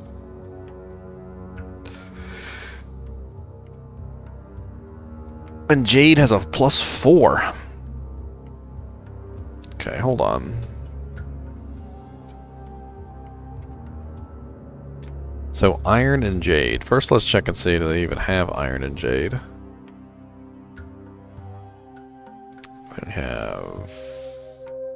No, they don't have either. So why doesn't that make any sense? Wine is not in demand. What is wine selling for in Torzag? I was looking at the wrong one too. Good lord. It's pretty good profit actually. I can buy it for 1.8. And I can sell it for 3.3.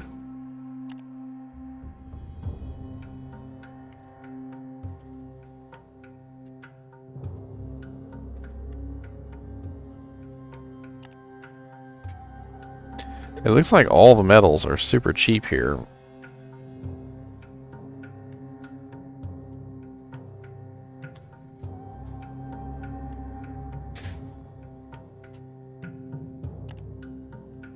I'm just not really sure I could make more of a profit than what they're paying me. I mean, I could try and do 1 stack of wine and then take the faction offer.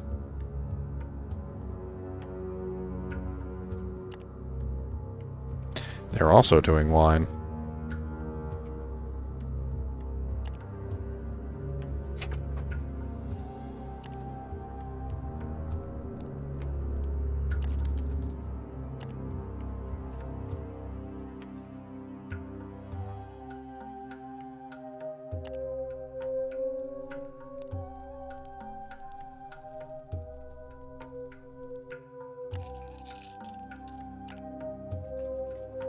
So that's 1 day, 2 days,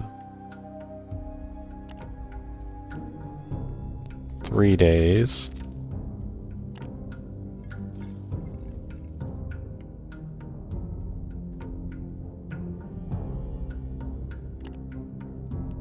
And I'm out of food on this next day. Okay, gotta make sure I buy food before I go to sleep.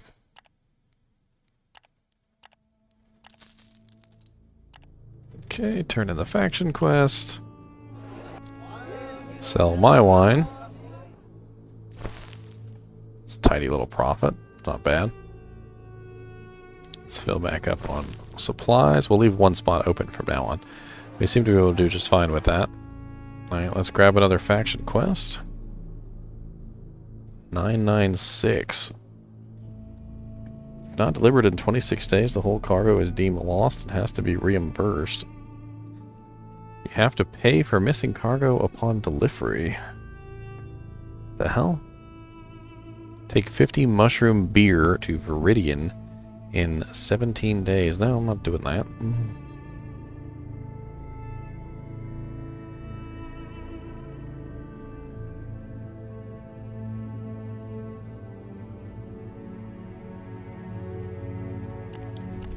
We got any rewards from House Darius yet? Man, they haven't barely got anything for them. Barely anything at all.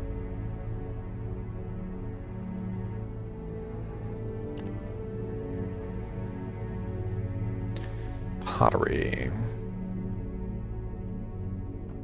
That's interesting. Is there a disparity in price from the pottery? Is that why they're sending it? So, buying it for 3 and selling it for 4. Buying 3, selling 4. Well, 3.5 actually. Is there anything better than that?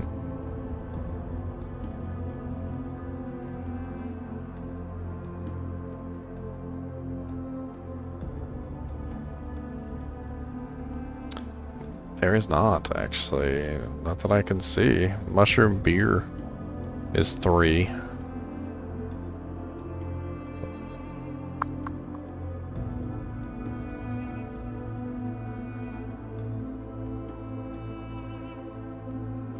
Alright, so what do we say? We're going with pottery. Pottery is bought for 3, sold for 3.5.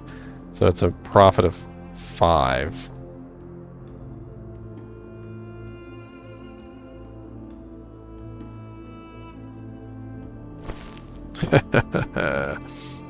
Okay. Make sure we exchange.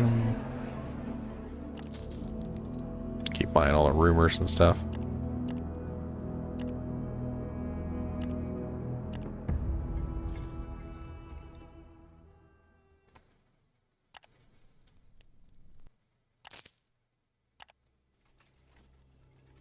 Them dang rumors. The rumors. I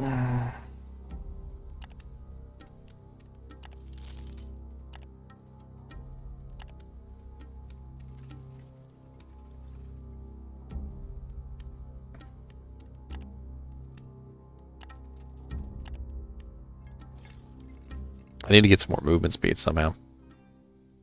Or movement, it's not speed, I guess. What is it? Movement points?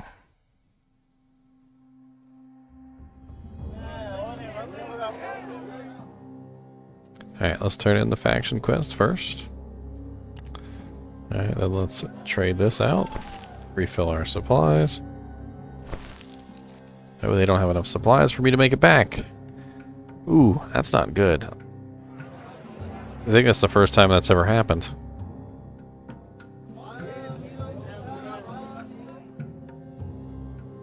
I need to rest here before I leave anyway, so let's do that first. Perhaps they will have more supplies in the morning. A tiny bit. Alright. Got a restock. They're doing wine again.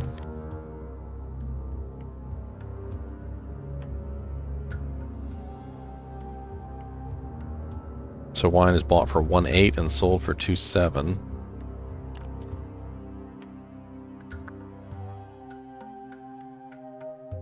The metal here is still the best, but I just don't have any.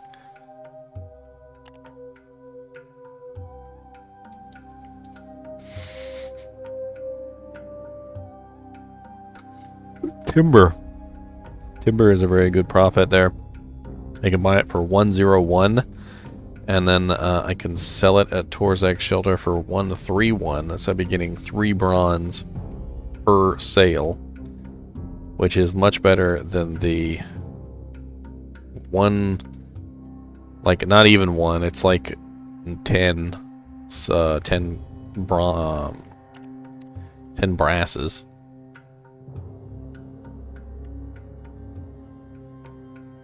Timber. Can buy 3 timber.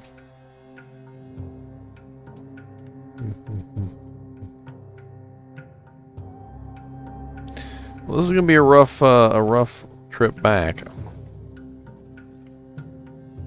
I'm gonna have to do 50% food. I don't have enough for a full amount the entire way.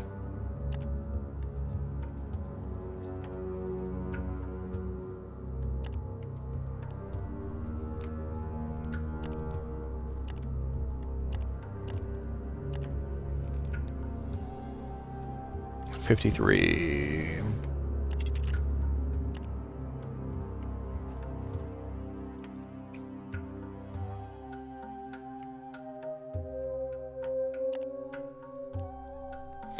And all I can afford is half now. And everybody's hungry, of course.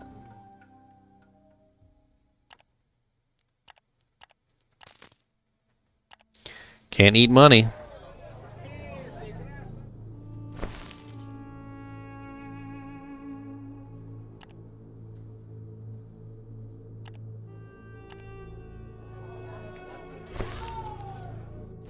I think I just found an argument for not having less than 2 stacks of food. Let's go ahead and save this. That was kind of close.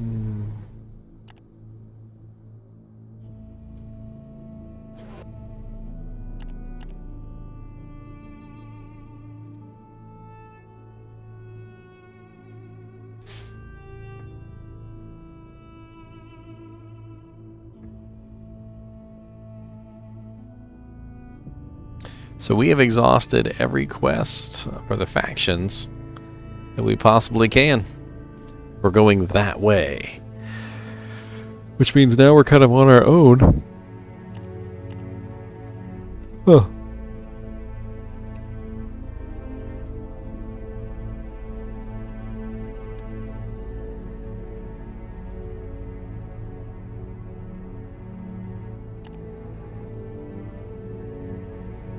Supplies are a big, like, detriment. They take away so much.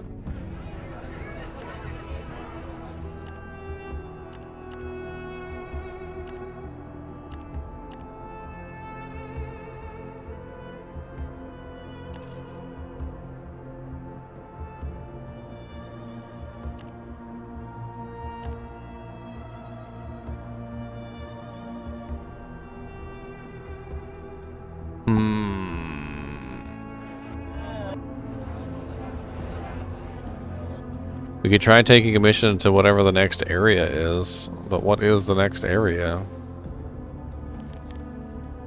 That's not what I wanted to click on. Okay, so Torzak's shelter, the next place is apparently Lumen. Because there's Kernak's way station there.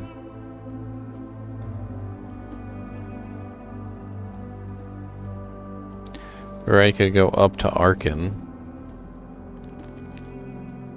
Is there a mission for Arkan?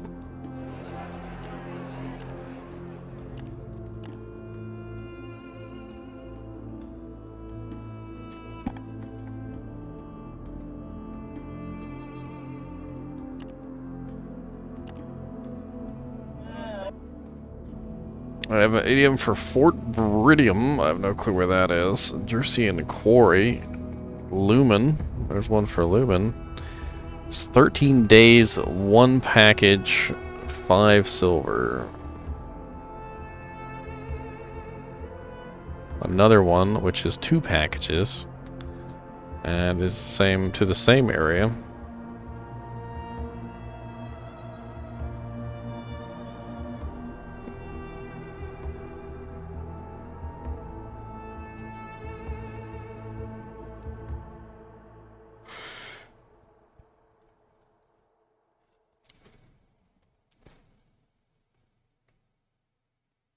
I don't know if I can make it to Lumen in that amount of time. I really don't.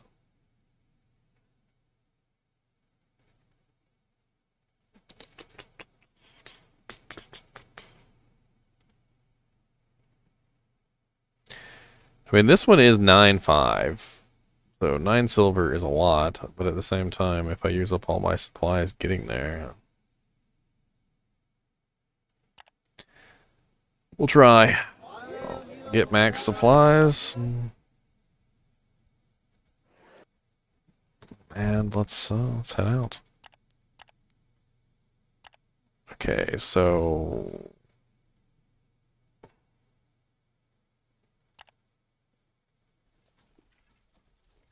Lumen was this way.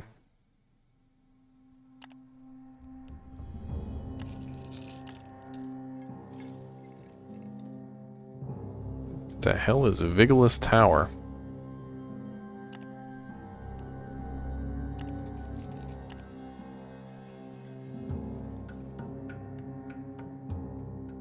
Oh, well, stop. I'm probably barely gonna make it as it is to where I'm actually supposed to be going. Here's Lumen.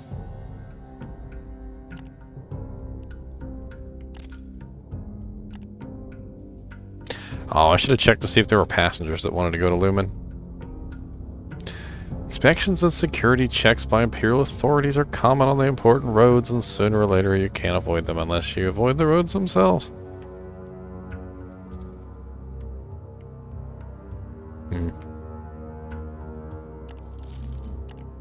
That was a really cheap tax.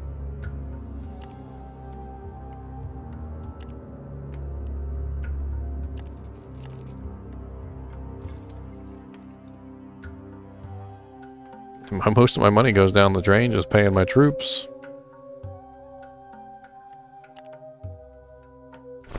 And feeding them.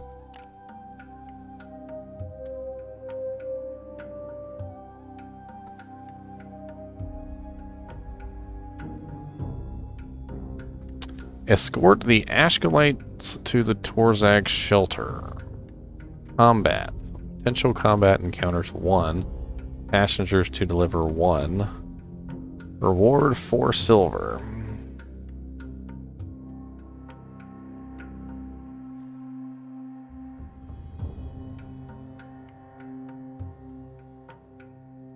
Two escort missions. We'll take both of them. Screw it. Going back to Torzag. It's not any cargo.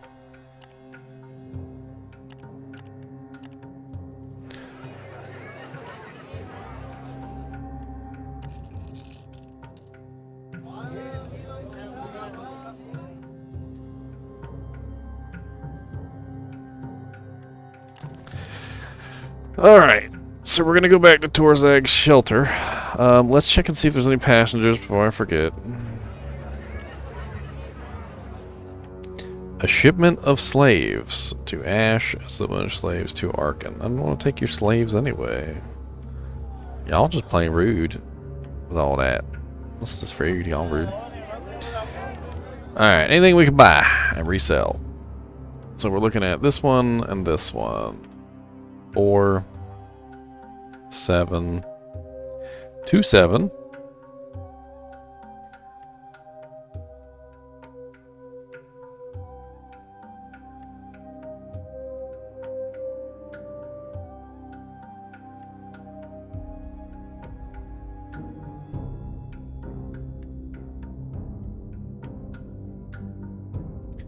I think 2-7 was the only thing. So let's take a look at that 2-7.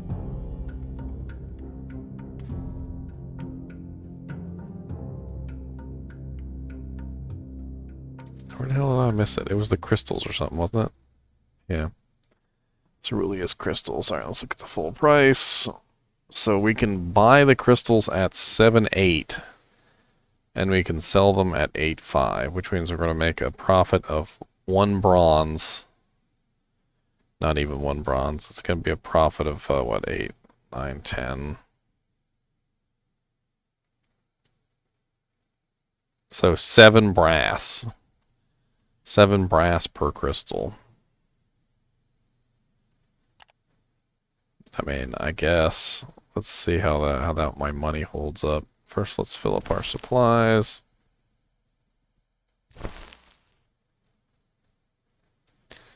One, 2. We need money to pay these guys, so say 3. Alright, I think the rest of that's going to be for pay. Alright, let's go back.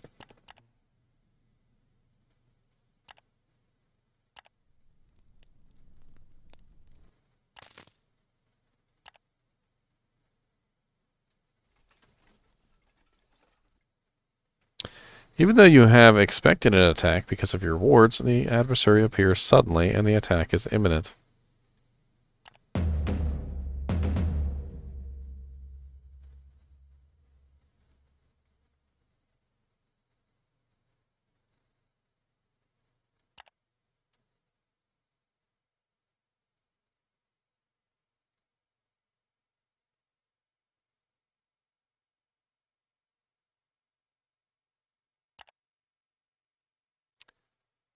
Hmm.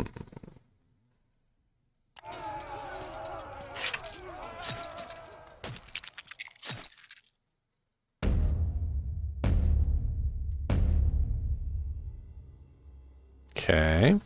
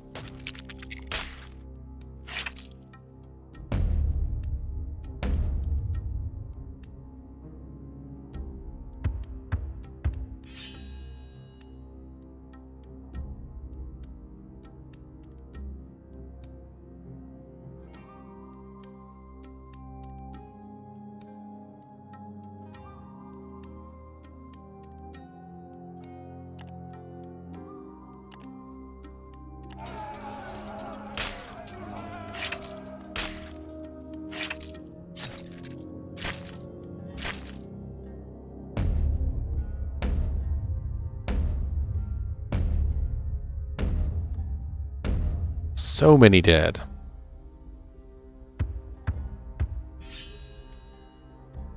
Your crew tends to the wounded in a heal phase, rolling for recovery. Each unit one by one. Severely wounded units can only be healed with a critical success. Click on heal.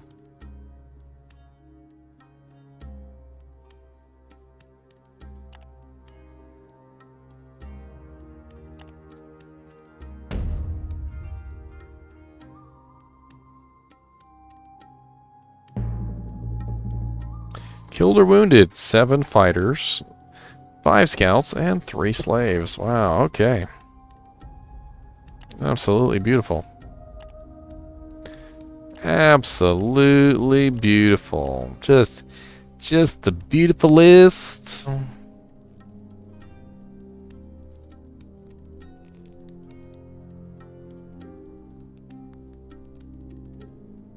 Beautifulest.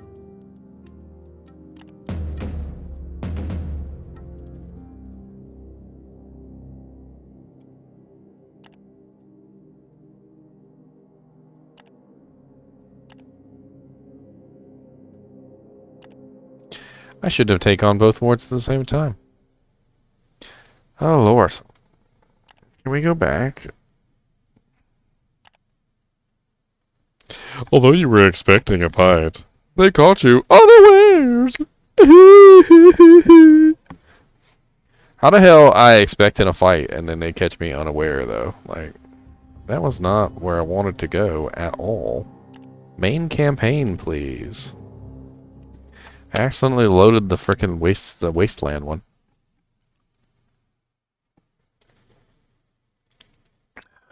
Okay.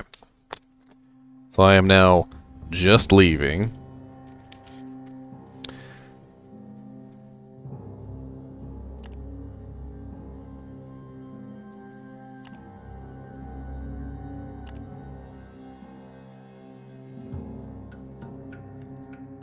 The Ashmen war cries ring out ready for battle. Moderate chance of success. I don't know what changed.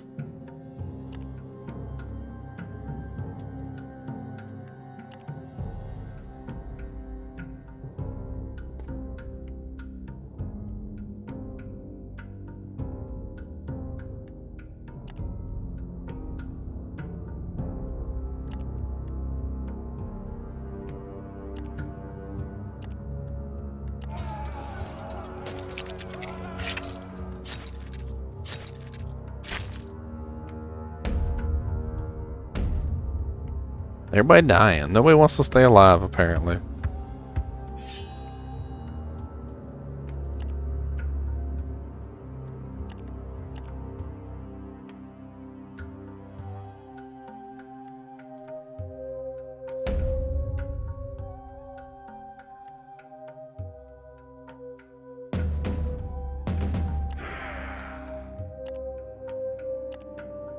And that's all we're gonna do.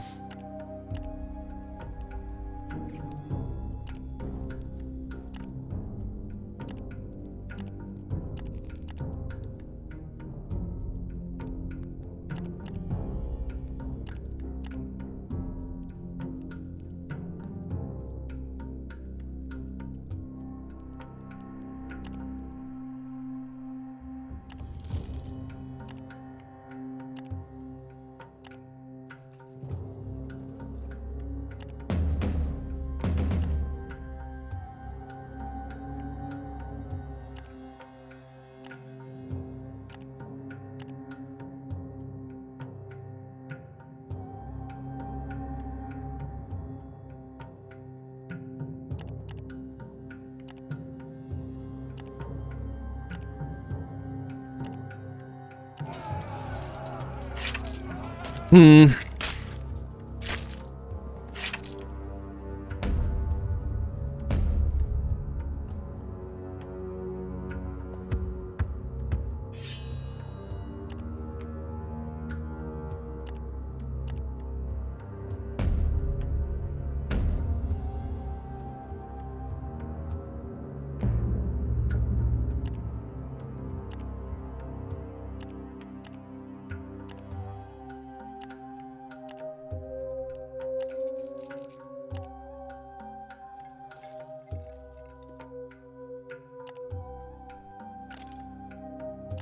My travel distance has decreased.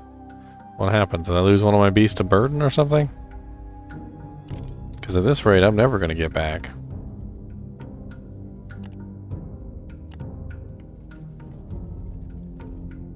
I'm going to run out of food long before I get there.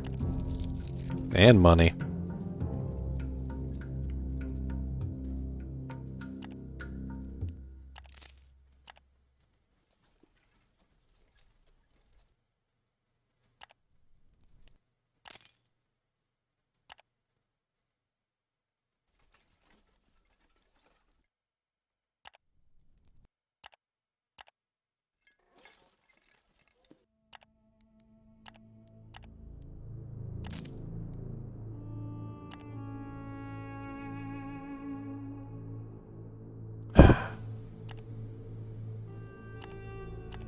Wait, what? I had two. I got attacked twice. Where's my other one? What, did she die or something?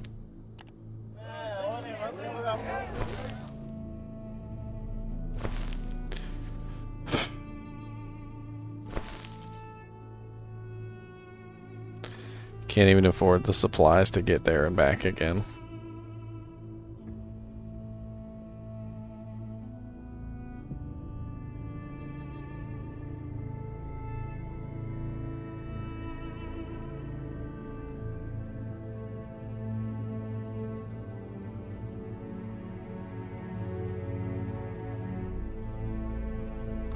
I feel like I have so much more to learn.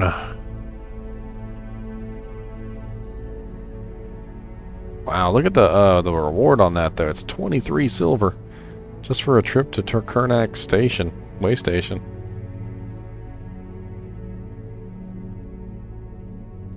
Required combat encounters 1. I mean, I'm assuming that's the quarry down the way, right? Yeah, we lost a dang cargo spot too. We must have lost one of our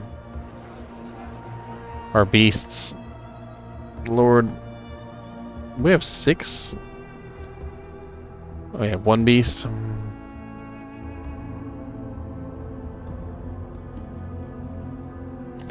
They got reptile mounts and houses. Oh, they don't have any reptile mounts. Never mind.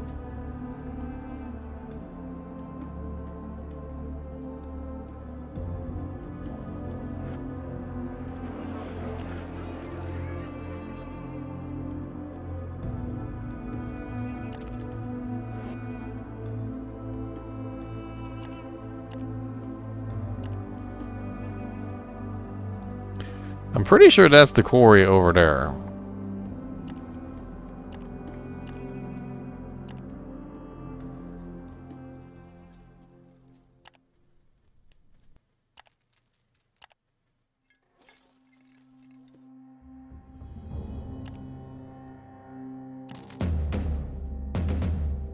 Outlaws.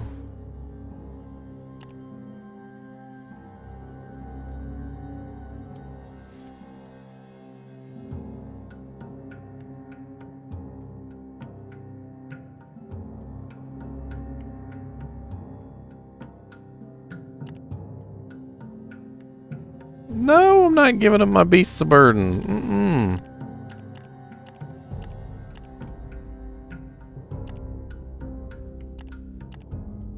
Offer them 6 gold or 6 bronze.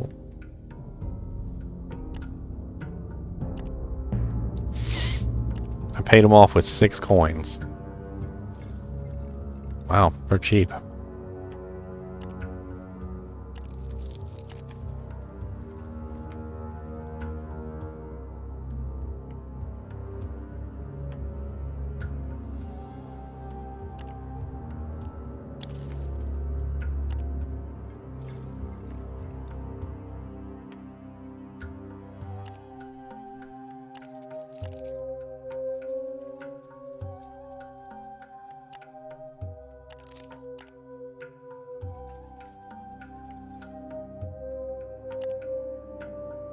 The gigantic basin at the foot of Surgorod's blade is a testament to what several centuries of cruel slave labor is capable of. They moved a mountain's worth of rock and dirt to reach the precious obsidian underneath. Yet at length the black blood of the earth ran dry, and only small amounts are mined these days. And so the quarry under the grim dark cliffs and overcast skies now looks even more desolate.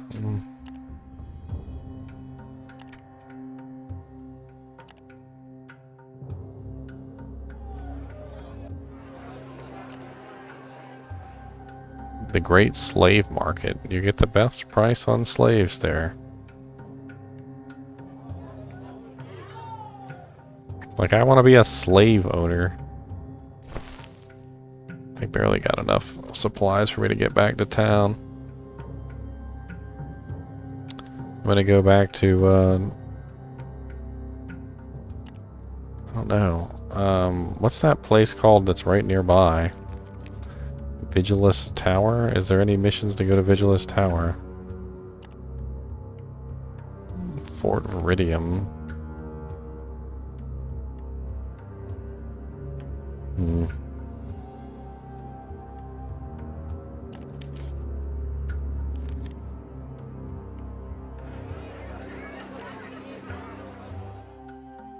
He wants to go to Ash. I guess we're stuck trying to make profit the other way. Alright, so we're going to go back to Torzag's shelter. Unless there's some other place we can go. I really wish I could arrange these better.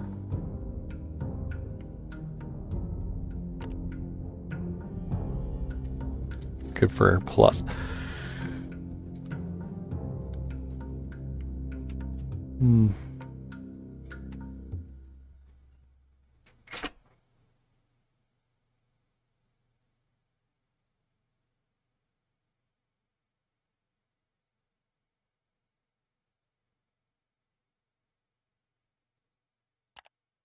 Marble can be purchased for 7.4 and sold for 7.8. That's only a 4 brass profit. That's awful. Obsidian can be bought for 3.9 and sold for 3. It's not even a profit. That's a loss.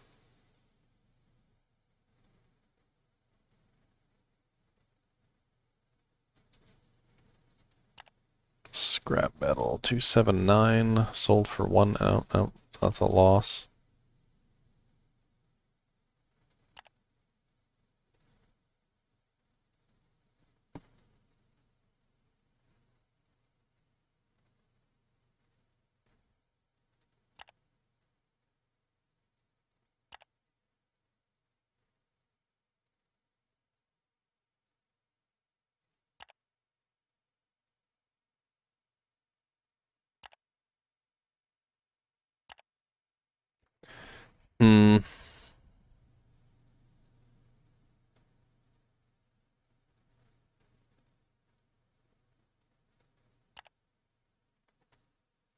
Oh, you can do this custom. Good, good, good. Okay, Torzag's shelter.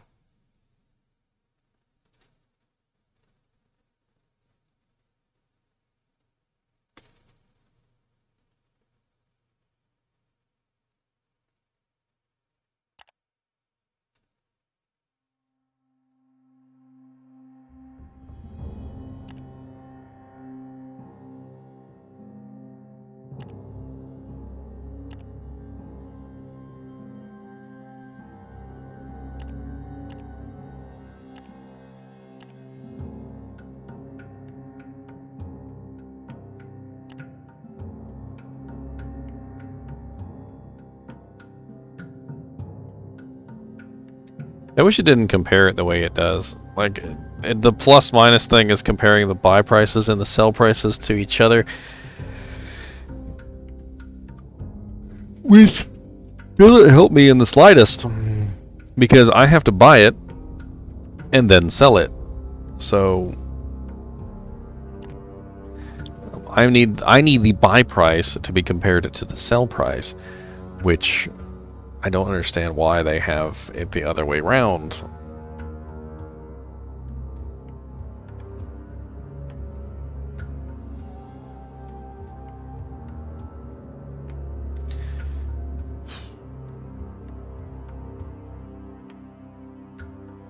Literally the only thing that I can even make a profit on here is the marble, which I can buy for 7.4 and sell for 7.8, and it's barely a profit, if any. I mean, it's a profit of 4 brass coins. And they don't even have any marble. Why does it show me items that they don't have?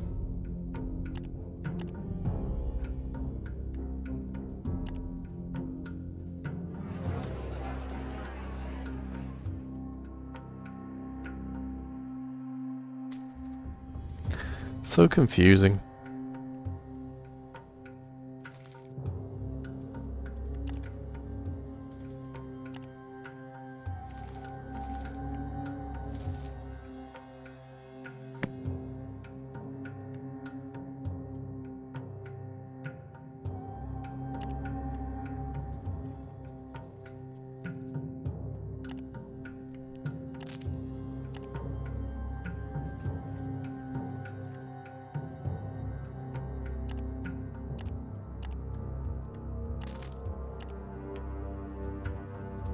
Vagrus Tower.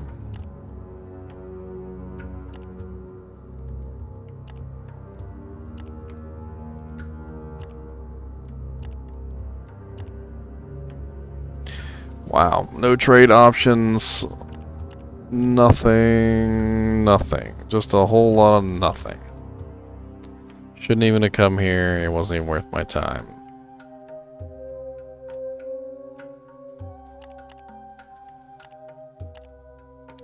Alright, well, I need to learn more about this game.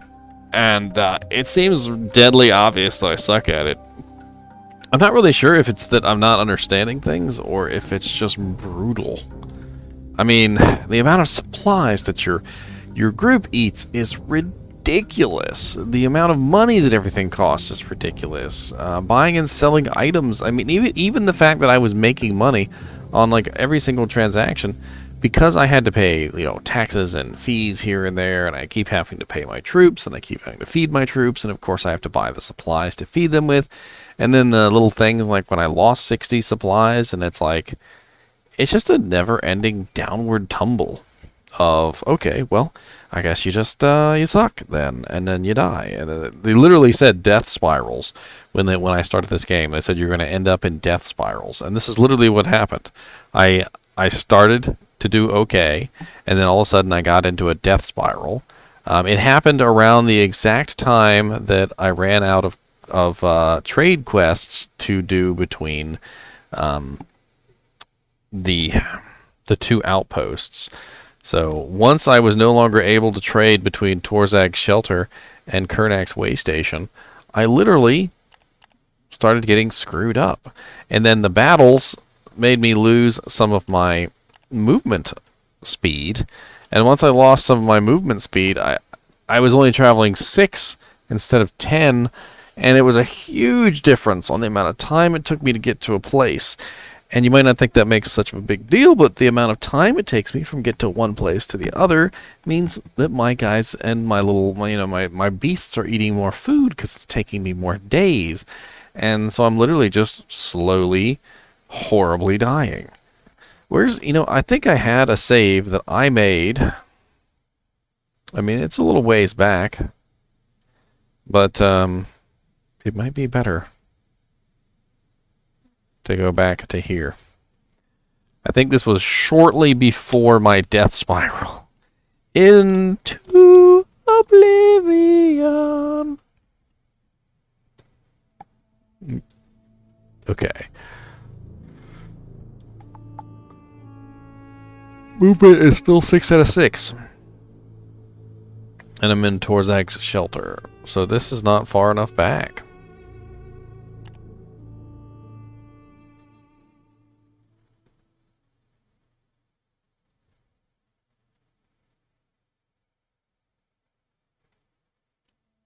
No, I don't think I have one far enough back to actually save the day.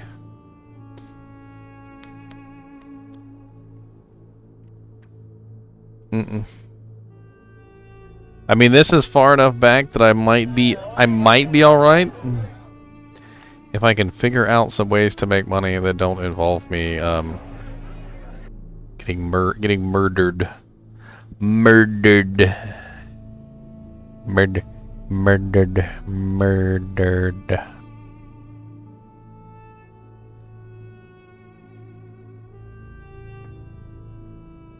Lumen is a bad idea. Lumen is bad. It's a bad idea. It's very bad. I also need to not take on quests that are going to get me in fights. Fort.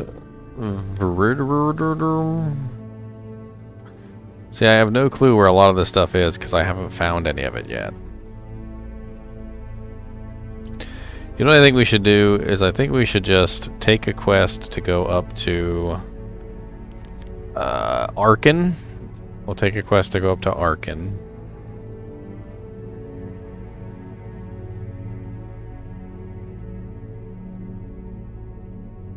Alright, here we go. We got one. It requires one cargo slot. Not bad.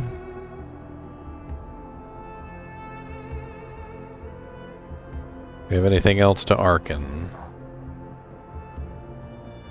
Supply run for the Church of Ashgul. One cargo slot. Okay, good. We got two quests to go to Arkan. Let's see if there's any passengers that want to go to Arkan. The Crimson Gate, the Mines of Plenty, and the Iosecian Quarry. So no. Nah. Nah. Yeah.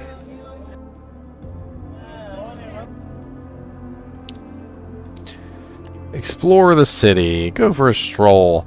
Forever in the twilight of the gigantic cavern and lit sparingly by huge iron lamps, Torzak's Shelter is a bustling city of many opportunities and perils. One could find all sorts of interesting things if one looks. Torzak's Undercity is ripe with unfortunate souls who live their miserable lives down in the damp twilight tunnels without hope. Sometimes such people try to break out of the crippling poverty and seek work with Comitate. 3 fellows get recommended to you by an acquaintance in the city. They are hard-working, sturdy, as well as willing to walk and fight. Only their gazes are hollow, their light forever lost in a merciless childhood down in the city below. Forever in the twilight of the gigantic cavern. Beneath the large main caverns of Torzak's Shelter is a maze of tunnels and narrow streets that lack the civic lights of the city and thus in perpetual darkness. Locals call it the Undercity. Its notoriety is well founded. Crime and desperation thrive in the twilight. Wow, okay. Walk around the lakes. The largest open part of the Undercity is a series of caves with dark, clear waters forming an underground lakes at their bottom. Inventive residents found a way to make up for lost living space by building their dwelling on stilts and rickety scaffolding. Still, parts of the lakes are fairly abandoned and could even be considered tranquil. You walk around the lakes a while, painfully aware of the things watching you from their sable depths. Pleasure houses. The Undercity is famous for its many brothels and harlots. Most of them are slaves and belong to one of the collegia or another criminal organization. That means most of them are fairly clean and won't unexpectedly slit your throat. Yet one never knows in the Undercity. Buy some of your crew a good time. Buy some of your crew a good time. Pay extra for quality. Buy some of your crew a good time. Make sure the collegia friends provide the right merchandise. Time flies when someone's having fun, they say. The wide grins on the faces of your crew remain for a few days to come. +1 morale, -2 movement. Go to the bathhouse. The old bathhouse on the northeast side of Undercity is well known around the city as Loader's Guild base of operations. It is a large decaying building of once beautiful marble pillars, arches, and domes, quite reflective of the fate of the Collegium. Really. You make your way to the gates where a couple of rough-looking bouncers stop you. Entry only on official business, mate, the head guard lets you know without enthusiasm. Borrow some money. Some of the capos are eager to fund ventures such as yours, naturally you will have to pay interest when you repay them in a month. Borrow some copper, gain 20 Lyrg, and pay back 30 in a month. No, thank you. No, that's not what I'm looking for. Leave the Undercity. Alright, the Civic District. In a city of perpetual twilight, the Civic District is a welcome smudge of color and brightness. Lamps are kept lit day and night, while soft music and song can be heard from the windows of marble villas.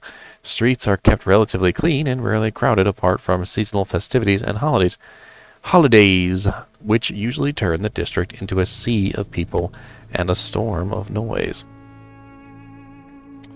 Visit the gardens. Okay, take a walk in the gardens.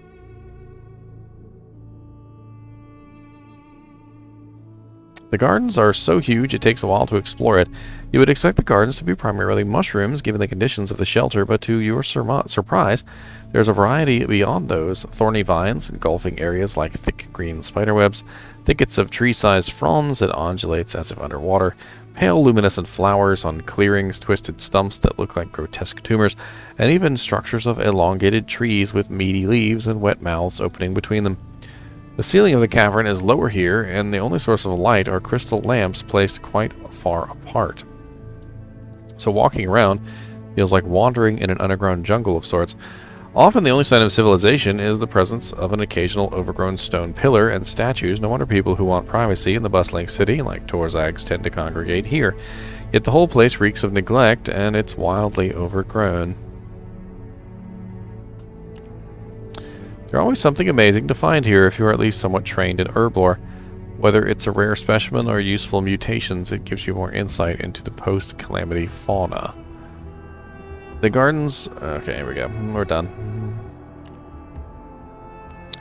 Arena Maximus. Easily the largest building of the district, and perhaps the entire city, is the Arena Maximus. The grand fighting circle stands many stories tall, where Legio, Mark Avenue, and Mercatus Street meet, effectively on the border of Merchant and Civic districts. In the circular form is a masterpiece of imperial architecture, harkening back to the ancient times, and its sands are said to have seen thousands of deaths. You walk up to the immense gate arch. A guard informs you that the arena is closed. Dragon's Nest Inn.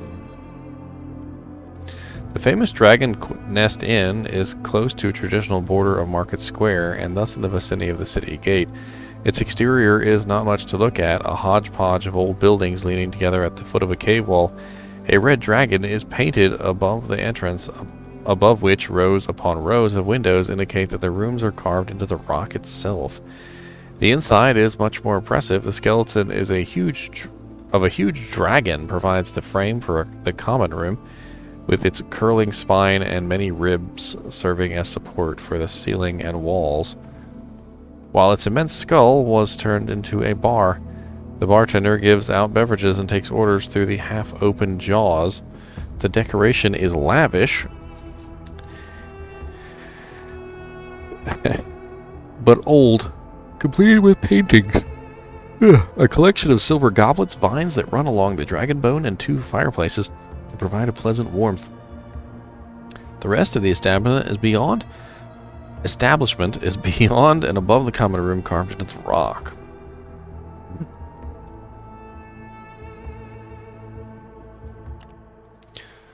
There is an odd density of new faces here, according to the bartender. The nest tends to draw travelers, but ever since the earthquake a few weeks ago, a lot of people seem to be displaced in one way or another. They were turned back by strange storms and insane winds in the north, or by morose legionnaires in the south. There's even talk of refugees from the Upper Empire. Upon hearing you are looking for passengers for your comitatus, a plump, middle-aged man in a neat tunic toga walks up to your table and introduces himself. He is a lawyer who works for the House Venari, a powerful trading house with great influence in the Northern Empire. Together, his 2 assistants he needs to get to the Archon. He would pay you 5 copper coins now and 1 silver upon arrival.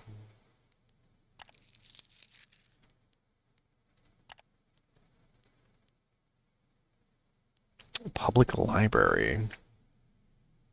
Temporarily closed.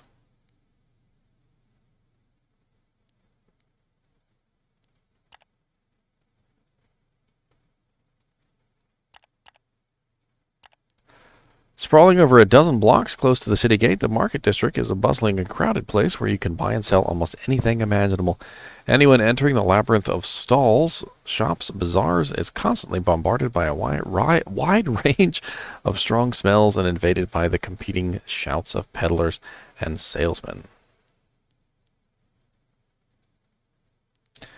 Seek out Braxis' store. You make your way to the part of the market that lies just east of Calrish Market. It takes a while to locate the statue of Mercatus overlooking a dried-up fountain, carved of stone, but when you do find it, you can see the shop is indeed right where Agos said it would be. Huddled between two taller, decrepit buildings, Braxis' storefront is not much to look at. Only his name is written on a stone slab above the doorway. No sign, no display. No stall, nothing. Inside is a little dark room with a dirty counter, a strange odor, nondescript trash that barely passes for wares, and a demon-kin fellow fiddling absent-mindedly with some gadget. "What can I do for you?" he says with a ghoulish grin. He can't help it. He has pointed teeth, a big nose, and a crown of jagged horns that not only adorns the top of his head, but also the inside of his jaws. His eyes burn with a pale orange light, and he is surrounded with an almost palpable aura of nervousness. Surely this cannot be the man you were guided to. "Oh yeah, in the flesh," Braxius bows his head theatrically. You explain to him that the old wanderer Agos told you to come to him if you wanted to find the right people for a comitatus. Braxis smiles fiendishly upon hearing the story. "Indeed, I do specialize in connecting such people. I might have someone you will find useful and even help you in getting them to join you. And I owe Agos, so there everybody wins." This fellow in mind, I wants to return to the road. He used to be well connected many years ago. Worked for some crime syndicate or another, then he disappeared for a while. He came back a year ago or so and became a bouncer. But someone with his abilities will never sit on his arse for too long. Now he's eager to set out again, so he came to beautiful Torzag to find a comitatus. For similar arrangement, he calls himself Harvek. Well, minutes after you tell Braxis you wish to meet Harvek, he has closed down the shop and is leading you to where you can talk to the man. You soon arrive at a stinking watering hole at the end of the alley, somewhere between the market district and the undercity. The sign has a feeding carrion bird on it. Underneath, crooked letters spell out the name, the Grinding Gizzard. You find a quiet table in the corner while Braxis gets you a couple of drinks, and by the time you finish the first, a large man appears and greets you curtly. The first thing everyone notices about Harvick is his scythe-like right arm, as well as his other insectoid features. Clearly the results of the taint. He observes you with compound eyes before talking in a rasp. "I'm told you're looking for someone to join a comitatus. If you want someone to be able to take care of the rough stuff, I'm your man. Harvick here has seen a lot of action. He's tough as nails and knows a lot of less savory people, if you know what I mean," adds Braxis. "Ask away, Vagrus." Harvick clicks his tongue. "I suppose I owe you some kind of explanation. Long story short, I ran with some gangs down south in Port Navarum. I was nobody important, but I always got the job done. I was but a kid when they set me up for something I ain't done. I went to Purgatoria. You heard of the place, Vagrus? Not a pretty place, I tell you. I was there for 12 years. Anyway, I got out, started making a living from what I learned there," Harvick goes on. "I got introduced to some Collegium members. Lately I had enough of sitting on my ass and decided to try to work for a Vagrus. That's all there is to know about the past." "If you're looking for a fighter, look no further." Harvick leans on the table. He's indeed in peak physical condition and seems like someone you would not want to provoke in general. "As for the rest, I know how to survive and remain unseen. Out there, I could be of great help when dealing with the underworld. Collegia, syndicates, cons, you name it. I can also make people talk, only when necessary, of course."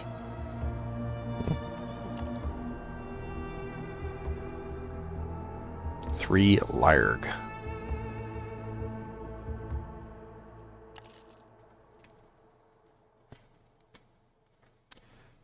Alright. Harvick rises from his chair and shakes your hand as you hand over the coins. I'll use this to buy traveling gear, he says, and I'll meet you in Mancio. As far as I'm concerned, we can get on the road right away, boss. He leaves as you down the rest of your drink. Praxius asks you to return to his shop with him when you arrive. He turns to you. Now that Harvick business is taken care of, I can help you recruit another fellow. There are two options, in fact. Okay. Alright, good. So there are two fellows here in Torzag that I could put you in contact with. Both have their own problems, so to say, that they are trying to solve. I can help you solve their problems for them. One, that is, I can help you with one of the two, and you'll owe me for this. You ask him about the two individuals in question. One is a dwarf, a particularly nasty one at that, but don't get you discouraged. Given the right motivation, all that nastiness can be directed towards your foes. He is a specialist when it comes to dwarfy stuff, scrounging, smuggling, hoarding, business in general. The other is a demonkin pawnbroker. Scratches. Oh, no. The other one is an orc. Tough one, even for his kind. Somewhat of a celebrity around these parts. Won a few gladiator tournaments a year ago. But then he started to train folks who wanted to become warriors rather than worrying around himself. And I guess now he's fed up with that and wants to travel and fight again. I think I'm going to go with the dwarf. Good. As I said, Garrick is a dwarf and naturally a businessman. However, his business has seen some trouble lately, so much so, Captain, that the little twerp is deep in shit. And if you want him, you need to pluck him out of it. Normally, this would mean forking over a substantial amount of coins of the silver variety to settle his extensive debts, but I can deal with that on my own way, yet in your name, and you would get the dwarf's gratitude and services. You would owe me a favor in turn, as I've indicated.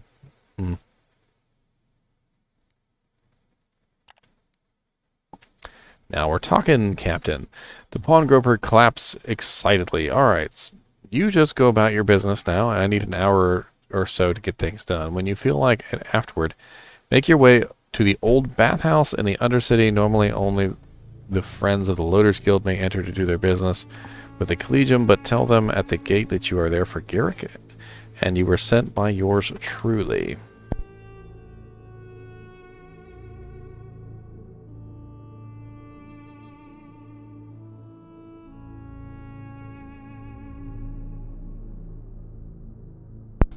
They will hand over a dwarf, and you can tell him how it was you who paid his debts.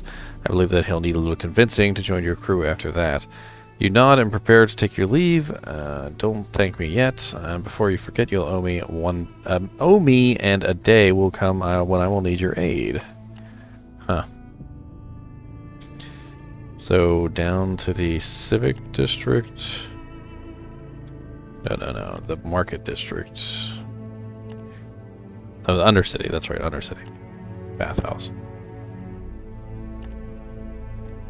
Everything changes when you mention the name of Praxius and the fact that you are here for Garrick. The guards become friendly, and that is a relief in their voices. Two of them escort you through the corridors, marble halls, and hot steam rising from the baths to a back area of storeroom cells. There they open up a cell with iron keys and shake a smelly dwarf from his sleep. The belligerent fellow growls as he's rubbing his eyes. Whoa. Okay. I'm not reading that. His captors are clearly not amused by his shenanigans. A quick slap of his back, the back of his balding head silences him, though he quietly swears revenge. 'Tis the one. We're told he no longer owes the capos, so he's all yours. Just when you're about to leave through the gate, the dwarf notices something and it yanks him out of his quiet stupor. He leaps surprisingly quickly to the side of one of the guards and grabs something on his belt, then tears it off. Before the guards could reach, he begins shouting, "Yay, fucking bastards! Though you could steal this and get away with it, I'll tear you a new one." Garrick appears to be holding some kind of object, golden and with a complicated design. The guards are shocked and getting angry, but the sight of the red-faced dwarf and the object, as well as their orders, give them pause. Alrighty, the one who had the object in his belt says eventually, "Keep the damn thing, it ain't good for anything anyway." There's a cold metallic click echoing down the marble corridor. A moment of silence follows, and the guards look flabbergasted, small droplets of sweat forming on their foreheads. I'll keep it all right," Garrick hisses. "It's mine, and I'll make sure you will remember that." Tensions mount as the dwarf points one end of the device toward the guards, then he looks at you, and it appears to have an effect on him. He sticks the device into his crossbelt and shuffles out to the street, mumbling another time. You follow him down the street where he beckons you into a cheap watering hole.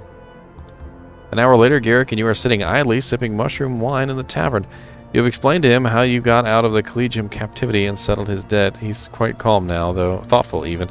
Perhaps it's time to ask questions. Oh, this? He puts the device on the table, a wooden thing embossed with gold.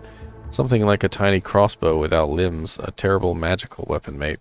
I use an incantation, and you'll be cursed so bad you'll beg for death.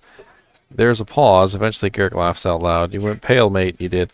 He laughs for a few more seconds, rubbing his eyes, then leans back in his chair and considers you for a few moments. It's a pistol, all right? A ballistic weapon. My kin used to be able to make them, you know, using black powder. Very rare these days, as you know, since my ancestors got themselves cooked right and proper. But some of these little fellows remain, and I got my hands on one. Don't bother trying to buy it or anything. Only I can use it properly, and you'll see how it comes in handy.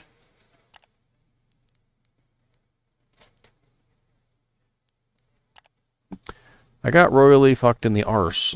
That's what happened, he says, clearly irritated. So-called business associates of mine conspired to bring me down. The bastards. All because I was more successful than them. I was drawn into a promising deal, and then I was betrayed. I lost everything. Garrick strikes the table with his fist in anger. The barkeep reaches for a club, but the dwarf smiles apologetically and raises his hand as a gesture of peace. Anyway, that's the short version. Then I couldn't pay the loaders, yada yada. I tried to get out of the city, but they pinched me, and I've been sitting in that cell ever since you came.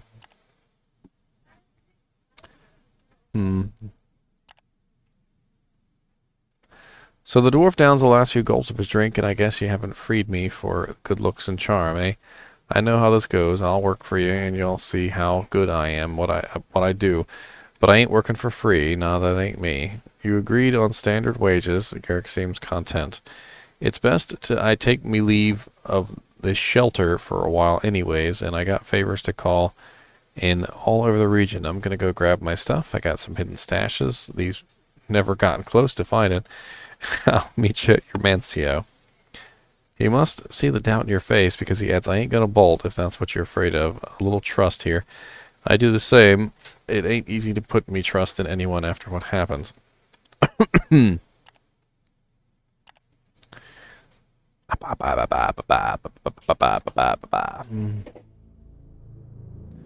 Okay, so I've currently got Arkin. I've also got a passenger to Arkin. Yes.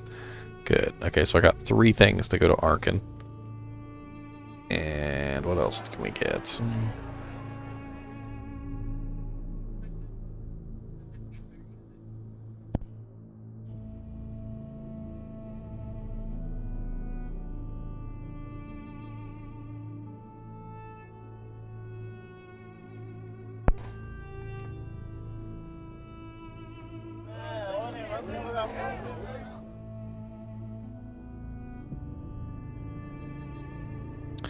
Alright, well, on to Arkin we go, I think.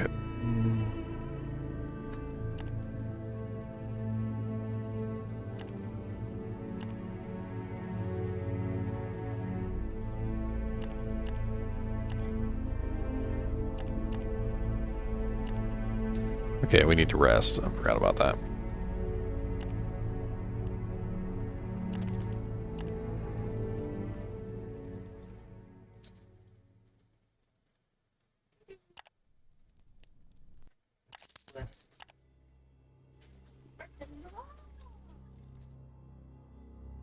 So what are you doing, Mom?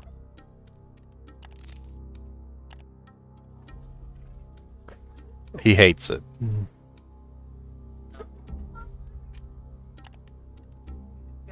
gotta do it for it don't drip.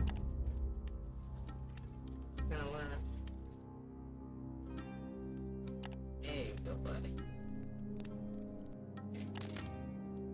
Boy, good job. You're so thank you, Mom. Thanks.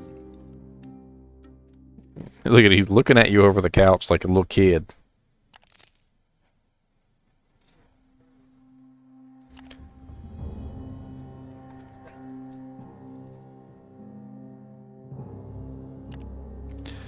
I think we're almost out of supplies. Are we gonna make it to Arkin? We made it. Yay! Some passengers part ways. Alright, so that brings me up to 13, but I have absolutely no supplies left. Means I can't go anywhere. I'm gonna have to buy 2 stacks of supplies, which takes all my money away. This game is a little much as far as, you know, stuff. Ooh, they got extra storage. Storage! And I got no money left. Alright, hopefully they have some better quests here. Devon, Torzag's Shelter. It's one of them combat missions, isn't it? It says the encounter difficulty is very low.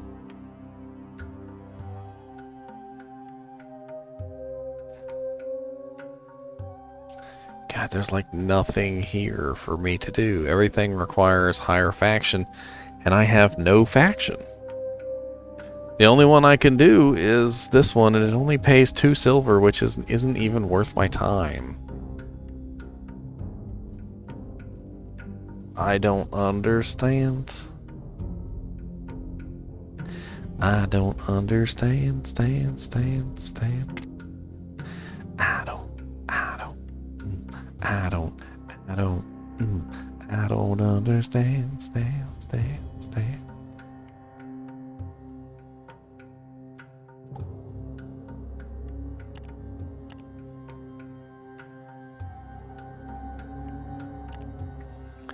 It appears to be an ordinary day as you roam the mining settlement of Arkin. With a few of your trusted companions and a handful of crew members, a light wind blows from the east, carrying some of the ever-present dust, and all around you you can hear the cacophony of diligent labor.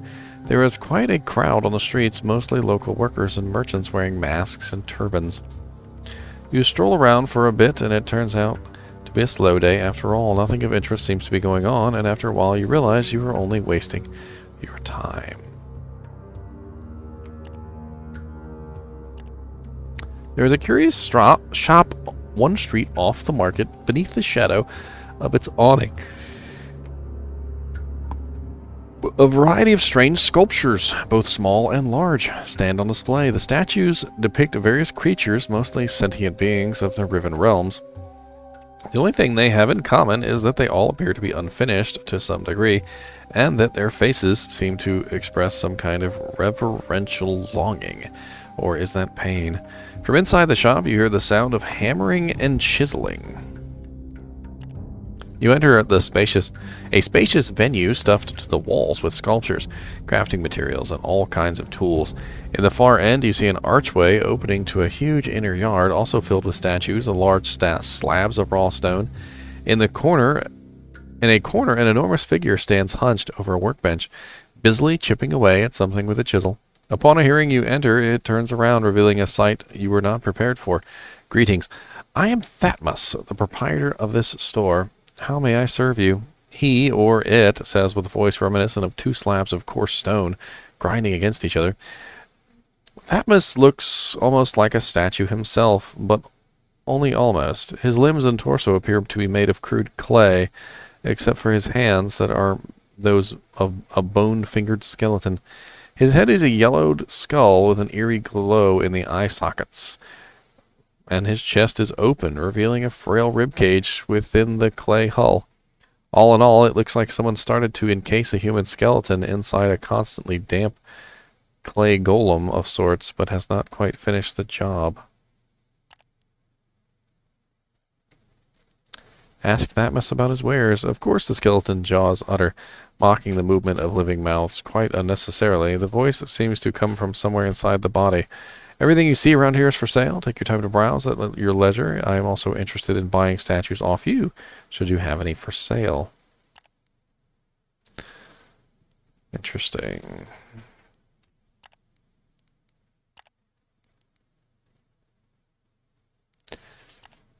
The piece of wood is carved in the form of a humanoid with several arms. It looks twisted and somehow alive. partly due to the texture of the wood and also because of the sculptor's skill. Are the small roots hanging from the statuette carved or grown? I made that myself after I bought the strange wood from a curious man. I swear, he looked half plant, half human to me. That it got me thinking about half-breeds. Am I a half-breed? Half living, half dead, half clay, half bone? Mind me not, please. I tend to go off on tangents. When you ask Thutmose about the properties of the statuette, he says he doesn't feel anything when holding it, but the plant man swore the material would heal wounds if the little roots are allowed to latch onto the skin. Oh,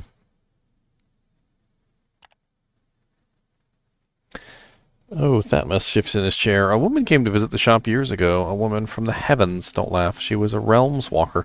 Someone who travels the outer realms of the other strange dimensions. This woman, this seeker and seller of artifacts, said she had found this crystal statue in a city called... Thutmose seems to concentrate for a few moments. Celador. Yeah, no, Celavron. No, Celalon. Yes, Celanon. I know nothing about it, or whoever carved the statue was very, very good. It is true, even an uninitiated eye can pick up the vastness of detail and delicate form and clean technique. The idol appears to be a humanoid being with 2 pairs of wings on its back, one larger and one smaller pair. A white inner light glows from the relic. Unfortunately, Thutmose knows little about its properties, except that it might require a real mage to tap into it.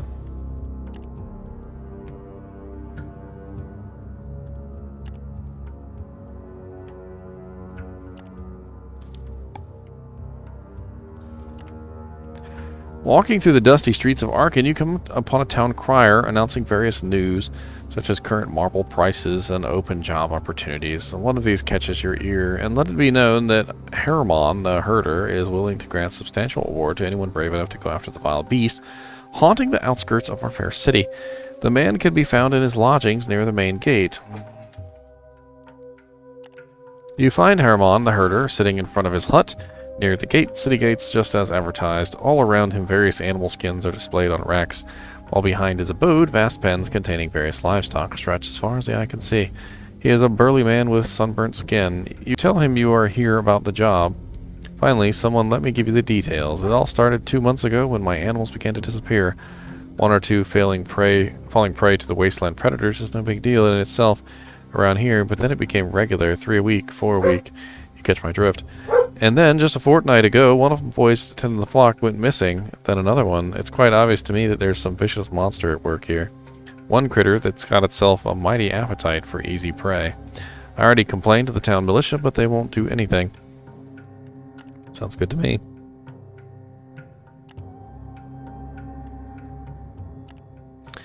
Siltwade Street dozes sleepily under the hot daytime sun. Fragrant with sharp, bitter odor of tobacco bogweed sold by a multitude of vendors here. As you make your way to the 3-storied white building where Leventius dwells, you are offered all kinds of baccy incense, reefers, pipes, hookahs, and the like, materials and accessories for the connoisseurs of recreational smoking. You dismiss the merchants who are here for a different reason. The ground floor of the building is occupied by yet another tobacco shop, the owner which simultaneously serves as landlord for a handful of tiny rooms she rents out, and those who look for a long-term yet temporary stay in Arkan. The Tarkian woman does not seem to care too much for confidentiality, for the safety or privacy of her guest, as she immediately and without question points you to the upmost floor when you ask for Levantius. Ascending a ladder, you come to what is basically a rooftop covered by a large tent and rickety septums to add a few more bedrooms to the building. In one of the more spacious ones, you find a young dark-haired slender fellow dressed in a tunic, wearing half-moon glasses, bent over a shaky desk he improvised from a small crate, a traveling chest, and various ledgers. Need neither smoke nor food, nor wine nor women, he mutters without looking at you as he hears you enter busy with his calculations. Not now, not later, not ever. I'm sure I already mentioned that. I'm told you might need this, you say, waving the letter you were given to deliver straight from Magistrate of Tax Collection in Torzak's shelter. If you are Levantius, that is. The young man looks at you, his face suggesting sharp wit, his eyes probing. I am, he replies. I am indeed, and you are? You introduce yourself and hand him the letter. Finally, things do seem to move along. What an utterly unexpected surprise, he mumbles to himself. Ah, and thank you. He unfolds the letter and starts to read immediately, and then without looking up, he adds absently, pleased to meet you, of course. Then with an instant, he seems to forget you are even there. At first, he reads eagerly, but after a few moments, an expression of jaded disappointment appears on his face. Splendid, just splendid. He sighs, then goes on sputtering. Now there's the imperial bureaucracy in full swing, as I know it, reliably incompetent as ever. Good job, you cretins. Top of the line, indeed. Would that you encountered a Slarad bull during mating season, and you demonstratively clear your throat. Levantius looks up once again, slightly irritated. You are still here, he states, matter of fact. Was there something you wanted? Then he remembers. But of course, I am to pay you the fee of delivery. Forgive me, it's just that I have a lot on my mind, and this piece of moronic writing clearly didn't help to diminish any of it. But that's not your fault, is it now? After some rummaging, he finds a coin and gives it to you. Thank you again. You've certainly traveled far to bring me this. A coin? 1 lyre? That's all he offers me is 1 lyre? That's some rudeness. That's all that is. That's some straight up rudeness.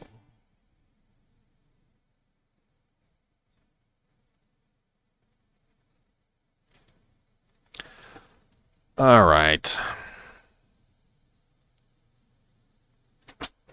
Would you care to take me as your passenger in case you plan to visit Lumen anytime soon?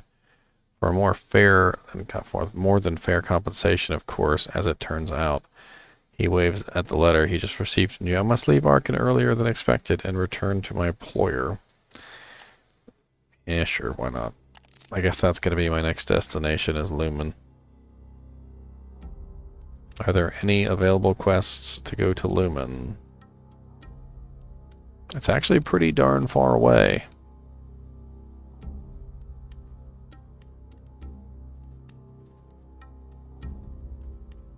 6 silver is a lot.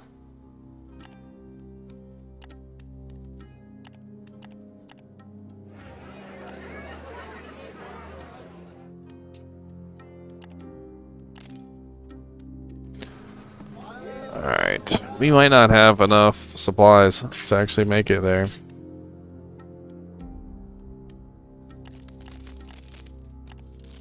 I definitely don't have enough money. Lumen is actually right here, but there's no way to get through there as far as I know.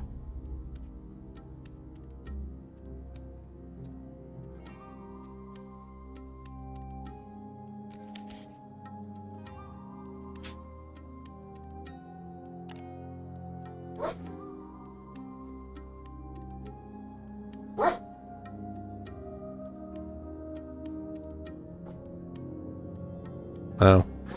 It's not exactly... It's like over here.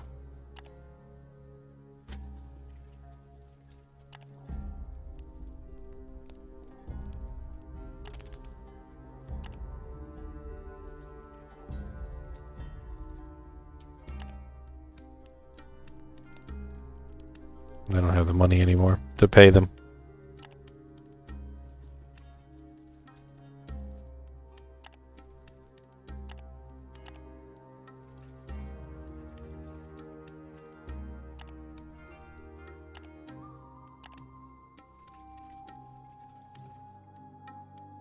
See if I can just force this. They're not going to be happy with me, but it's better this way.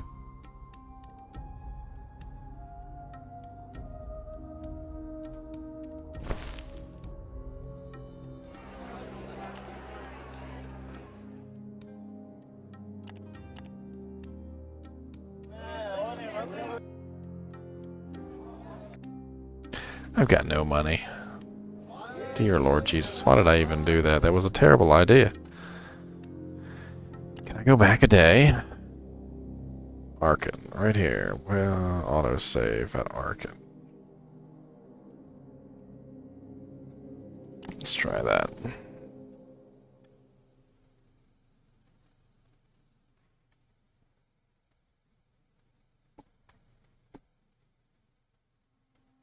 Alright, we're going to hold on here. I think I'm going to end it today. I've been playing for quite some time.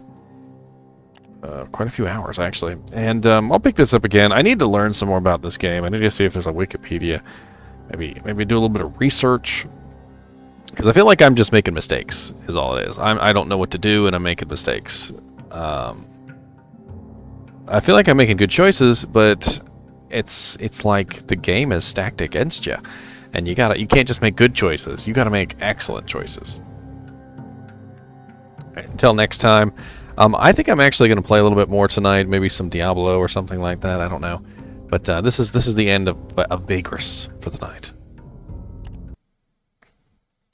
And as always, thanks for watching, and keep watching.